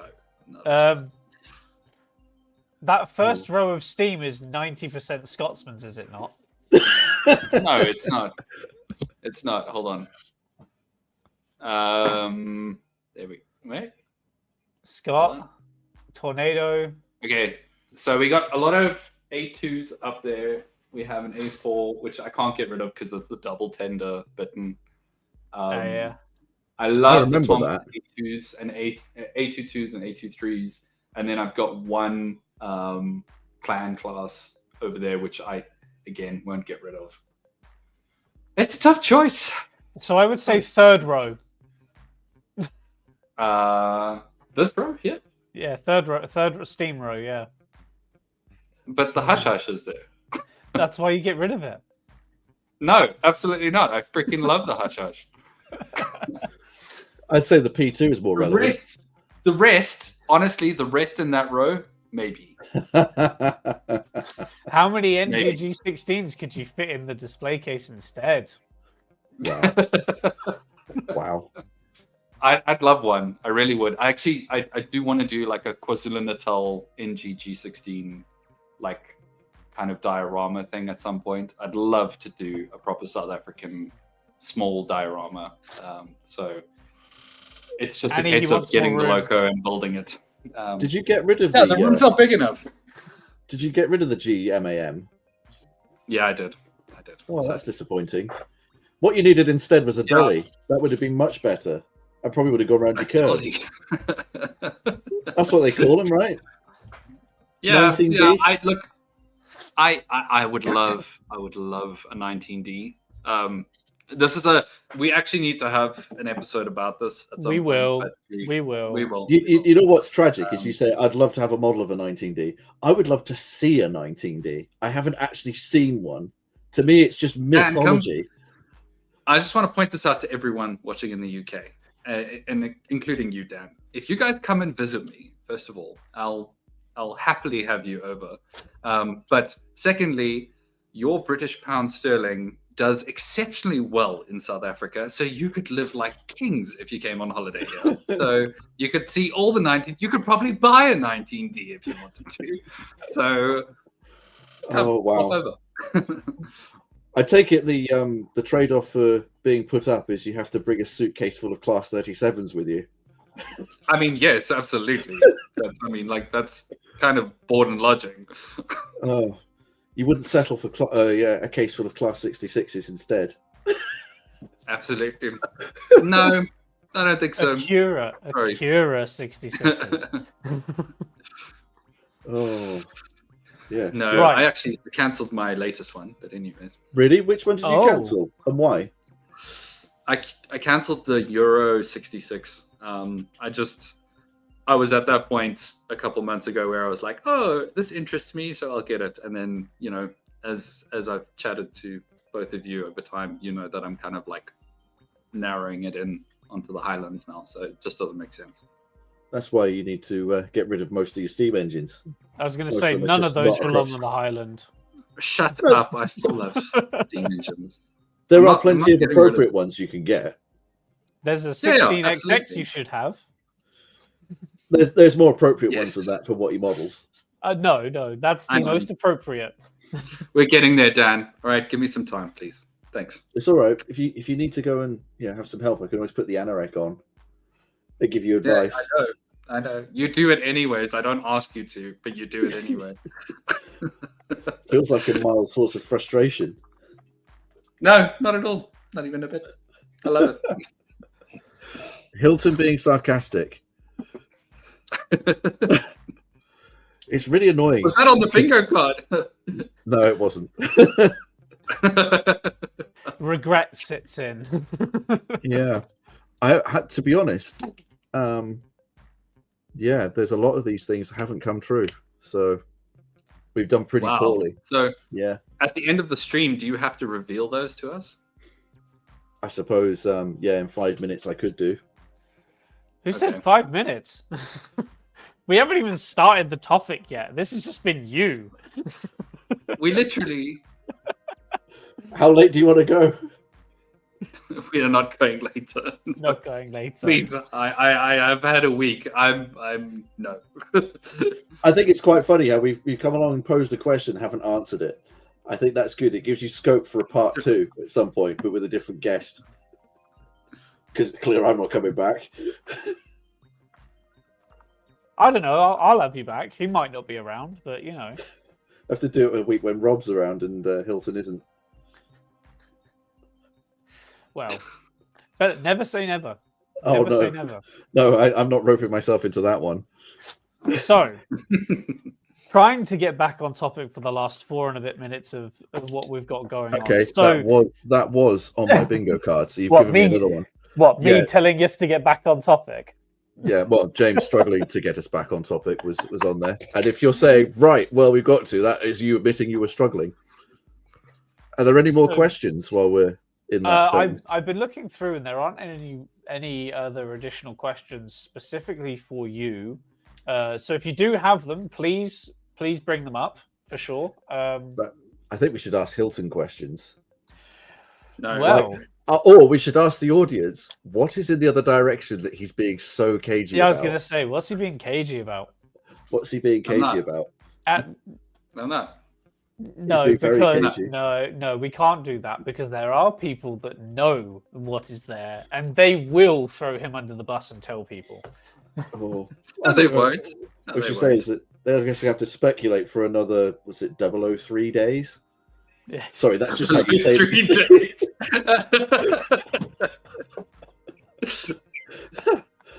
Yes, it's confirmed. Hilton is going into a new scale. TT 3mm. 003. 3mm gauge track. But with 4mm scale models. Christ. Oh, No, doesn't I'm work guessing like that's when he does the Isle of Mull Railway. Isle of Mull Railway. Yeah. Which I just realised is a niche reference that you probably didn't get. But off the coast of Oban is the Isle of Mull, and for a long time there was Here a it miniature goes. railway on there. So yeah, Like, what sort of miniature? as in, I can't remember the gauge. I think it was something like 10 1/4 or something like that. But basically, it ran from the ferry terminal up to a castle because the people on the island that owned the castle were like, well, it's annoying because the ferry terminal's not the castle. People have to walk Yeah. like 3 or 4 miles, or we have to lay on a bus. And they went, let's just build a miniature railway. So they did it, and they based the engines cute. on the. I kind of love that. I kind of love that. They had steam engines based on the the NA class of the Victorian railways in Australia.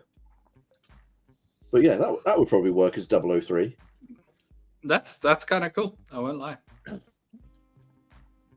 Thanks. Derek Yeah. informing us that it shut a few years ago. Yeah, and it was all taken up and sold off, unfortunately. Oh. Yeah, it's one of those things that makes me feel old because I travelled on it as a kid. So, yeah. Wow. That's how it It's goes. fine. I'll just get Isle of Mull as a 37, as Bill says. Oh, okay. 3-foot gauge. That's 00N3 and not 003. Now we're inventing a whole new gauge. We are inventing a new gauge. Done. That Pitch will it to work with- Hornby. They're good with new gauges. I don't know. To be fair, Bachmann have brought out more new gauges than they have. Bachmann now do 4 different gauges and scales. So, I mean, they rebranded 016.5 as NG7. I was going to and say they disappointed rebranded everybody who knew what an NG7 was. It's like, oh, they're making it. Oh, it's only a Quarry Hunslet. Yeah. Right? They're expecting some kind of hench tank engine and just literally getting the same stuff that you get in 009, but bigger. I mean, I think that was a given. Yeah. I thought that was going to be exactly what they brought out, but I don't know. Yeah. I think the rebrand was a bit iffy for me. Possibly. But I've heard positive things about the range, so. I have too. Yeah. I just wish there were more stuff in, more NG7 locomotives. Rolling stock is definitely needed. You think? Yeah. I don't know. I think they were kind of spoiled off the bat because there was all the Quarry Hunslets and stuff like that. But also, don't forget Lionheart did a load of stuff at the same time. It's all the True. same scale, runs on the same track. So, it's a multi-manufacturer engagement, which is a good start. But yeah. What did you stream? Hang on. This is. I have to show you this. Stream today. Be like.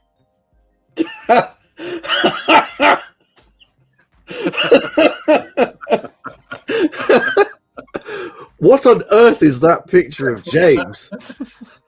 I've just realised they're headphones. I thought he had like long hair, but like In some a- kind in- of in Lord another Farquaad world. cut. In another world. Oh my god. I hate Lukash, this.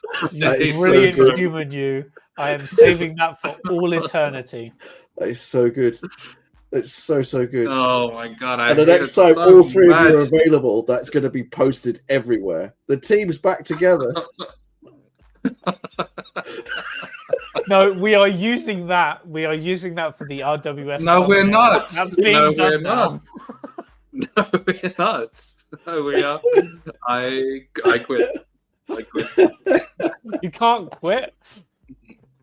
Oh, I could just see it. The next time you do an unboxing video on your channel, there's a random unboxing from the UK, because I can't remember the name of your friend who just sent you a load of stuff, and you're like, I haven't opened this before, and you gingerly open the box, praying it's something good, and then it happened to be something you liked.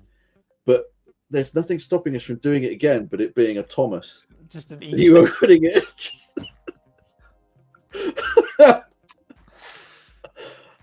Oh, he's not Oh, no. happy. Oh no. He needs another holiday. Oh. Stupid tank engine.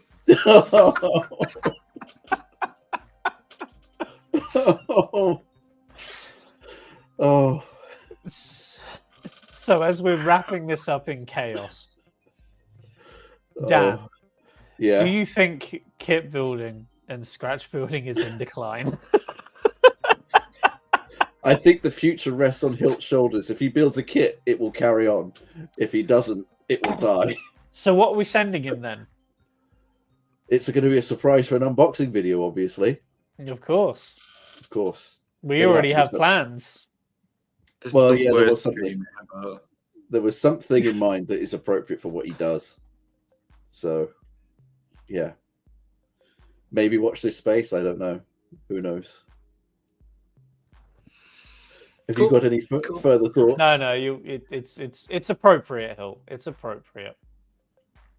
Sure. I swear to God, if it's Thomas the Tank Engine. No.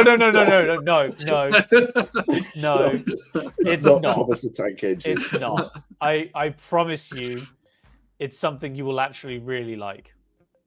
Okay. All right. I'll build it. Promise I'll happily you. do it. I look forward to doing something like that. That's very cool. Bear in mind, he Damn said it. not Damn 2 it. streams ago. Damn it! Not On my 2 bingo streams card, ago. one of them is Hilt refusing to build a kit, and he's just said he'll do it. He's just said he'll do it. 2 streams ago, he I'm done. outright Building stuff. refused. I like Oh, wow. it. I like building stuff. It's cool. It's You fun. said I wish I don't- could do more of it. You said, and I quote, "Don't send me a kit. I won't build it." Yeah, I remember that. When? Don't send me a kit. Like 2 streams ago. Yeah, I remember that. Yeah, but if it's like, I don't know. Okay, We were talking fine, about whatever. the Maybe I difference said between that. scratch building and ready to run. I feel inspired. I saw all Dan's stuff and I feel inspired. Can we go to bed now? Yeah. I think it's time to wrap it up. Hilton looks He looks knackered. he looks either knackered or annoyed. No, I think so. I think more knackered. Oh, It's a bit of depends how. I'm gonna get it Depends I'm gonna get it in the group chat after this. I can see it. I'm We're expecting not having him probably- back. I'll be blocked on WhatsApp. It's like, cheers. Nice knowing you. Sorry, I called you Thomas once. He's a little bit full of himself.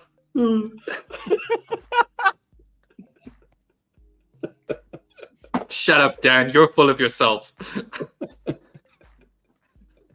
Dad, you can come back. You can come back.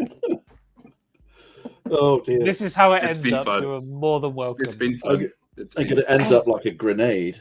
Just like literally, who's going to pull Dan's pin next? Rob will pull the pin next. Rob's a Brammy. I'm Thomas. Just got to come up with one for James now. Well, he's Toby. Damage done, I guess. I don't know. I don't think Toby. If Toby is damaged, I will accept it. Yeah, Toby is. Toby's good. Toby's good. Toby's good. Toby's good. But of course, It's you're gonna, J70. What can you? What's wrong with that? yeah, up the model rail magazine, and their offers, including this one. Yes. Okay, James, so when do you get it? Yeah, when I won't get it. I won't get it till the end of June. It's being delivered to my grandparents in the UK, so I will pick it up when I go there. Okay, cool. Okay.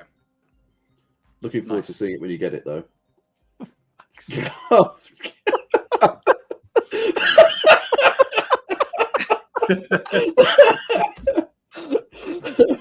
You're supposed to say, "Whoosh," Let me just- at this point. Let me just let off a load of steam. Nice. Right. Wow. Oh. Before we wrap Does that up, make me the stout gentleman? that you are 100% the stout gentleman. Oh god. How did we do on bingo? You didn't scream bingo, so I'm assuming No, you're I missing didn't. something. So the ones we didn't get were Tom Rolt, Yes. custom paint job, because I really thought that would come up. Custom paint Yeah. job. Yeah, from Interesting. Rainbow Interesting. Railways. Yeah. Hilt refusing to build a kit. One that I can't mention because it's the thing that's going to be revealed in his video over the weekend. Okay. I thought that. cool, I fair. thought You that thought that was gonna going to break up. I right, okay. thought that would slip through. Rob trying to be noticed in the comments, whoever he is. Okay. The Wait. Before you carry on, for Oh. context, we had agreed yesterday that for the water until the watershed, which Rob seems to be obsessed with, we were going to completely ignore his existence, And was unfortunately, the he didn't idea. goad us. and he wasn't even here. So Yeah, which is so annoying. Yeah, You'll watch which it back. It I leads guess. into the other ones, which was Tom Rolt, was another one. Yeah, I thought that was a safe bet, to be honest. But he Yeah, didn't I think appear. that was actually. And then finally, and Hilton's already pissed off enough with me as it is right now without me mentioning the last one. So maybe I should not. No, you have to. Do it. We're going to end in a second. The Oh last no, one he's is- going to say something about the carrot. Oh, he's gonna mention the thing. Say the thing. Yeah. The last Okay. one is Cool. I don't know if you can. Custom sound file. You literally printed it? Holy I shit! did. I made a bingo card. Guys, we have to do this every week now. I was going to say, right? So I did arts and crafts. I made my own bingo card. James made a load of PowerPointy things. What have you done this week, Hilton? I can't tell you. What's scary is that you've been the most creative one of the three of us, but you can't say what it is because you've put this self-imposed deadline of showing over the weekend. But I will say, seeing as I plugged a lot of things, anybody watching this, go and watch it. Even though I haven't seen it, the thing he's going to reveal is absolutely freaking amazing. Incredible. And I spent the whole day thinking of different excuses to say to Hilton, the person who did that for you, I want one for X project or Y project. Yeah, exactly. Yeah. I think there's a business there. It's doable. Also, I did wonder if you could find a UK printers. I have a retailer in mind who might retail it if you were to go and make them commercially. Right, Dan. Well, I guess we have to talk now after this. No. After this. After this. I'm not revealing your secret, but yeah, it's absolutely spectacular. And it made me think of the Harry Potter theme. Yeah. Enough Well, said. that's kind of... Yeah. Enough said. I think that's fair. Yeah. It's like, yeah. Yeah. Okay. Nods all round. Yeah. Okay. Yeah. So I think we're wrapping up the amount of chaos we could deal with for one evening. So I'm going to say thank you very much to everybody in the chat. It's been absolutely fantastic having you here, as always. A bit more of a chaotic side than we were expecting, but what can you do? Charlie is now saying Shunting Yard Bingo, so this is now going to happen. Thank you very much, Dan. That's all right. I can imagine now people are going to be shouting bingo in the chat. Yeah. Which is great. Of course, the format you need to use, if you make your own card, I used 4x4. So I think that's a fair size bingo card. It's not too big, not too small. There you are, 4x4 bingo. Send us 4x4 pictures bingo. of your bingo cards in the Discord and how many you get each. There you go. Done. Yeah. That'll make it more fun for the viewers at home. Double M Dave says bingo. That was quick. Yeah. Every time you mention bingo, you get bingo. So, you get bingo. That's how it works. It's also the same with the game. I do wonder if there will be people in the chat who go and make it and put bingo as one of their things, so they have to wait for someone else to get bingo, and then they complete their card. Yeah. They're like, bingo. It's like the game. Sorry, you've all lost the game now. I literally just said that. I literally just said it.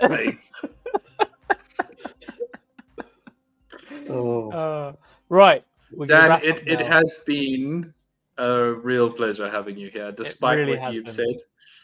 I love you. You're saying that through gritted teeth. Yes. Yeah. And heavy eyes. It's really been so good having you as part of the stream. So good. Oh, no, genuinely, mate. It's been a pleasure. I think both thoroughly enjoyed it, despite all the references and analogies. It's been fun. Thank you, Dan. Yes, it's been a great one to come back to. So He's we'll... like, okay. Okay. Well, I'm just sat here thinking we've been live for just over 2 hours and nothing's on fire, so it's okay. He's still alive. So far. Yeah. Derek, thank you very much for joining us. So, Dan, where can people find you and your content? I think did you put a link in the description? I don't know. It will be. Probably. So I'm just the classic case of I just put stuff on Instagram, on YouTube. I have a couple of Facebook pages, but I also have something with a lot of connotations on it, which is a link tree, which is useful because it has links to everything, and none of them are smutty. I Brilliant. promise. Yeah. Can you send us a link to Only that link trans. tree? Yes, please? I can do that. Yeah, I can do that. Awesome. Hilton, where can people find you? I am Proper Chuffed on Instagram and YouTube. Fantastic. And Thomas the Tank Engine. And Thomas the Tank Engine, apparently. This is great. This is great. More wood, do some memeing. Oh no. At least he's smiling and staring into the skid now. Yeah, I was going to say. That makes me just feel getting on less. with it. Yeah. How about you, Amazing. James? Where can we find can- you, James? In my office 9 times out of 10. You can find me on Instagram at James. the Little Western Model Railway. And again on YouTube. Watch out on Saturday. I have another video coming out on Saturday morning. So go and check that out. The ball is rolling, my friends. The ball is rolling. Cool. And with that, Thank you, guys. I will say good night. Say good night, guys. Yep. Good Good night. night, guys. Thank you. Yeah. Somebody finally Yes. does it. All right. This is the bit that you kind of ambush me and you go, I'm starting and Hilton's finishing. And I'm just looking at Hilton going, is Hilton finishing? Is he finished yet? I don't know. Welcome to the chaos. Cheers, guys. Yes. We'll see you soon. All right. Bye, guys. Bye. Thanks.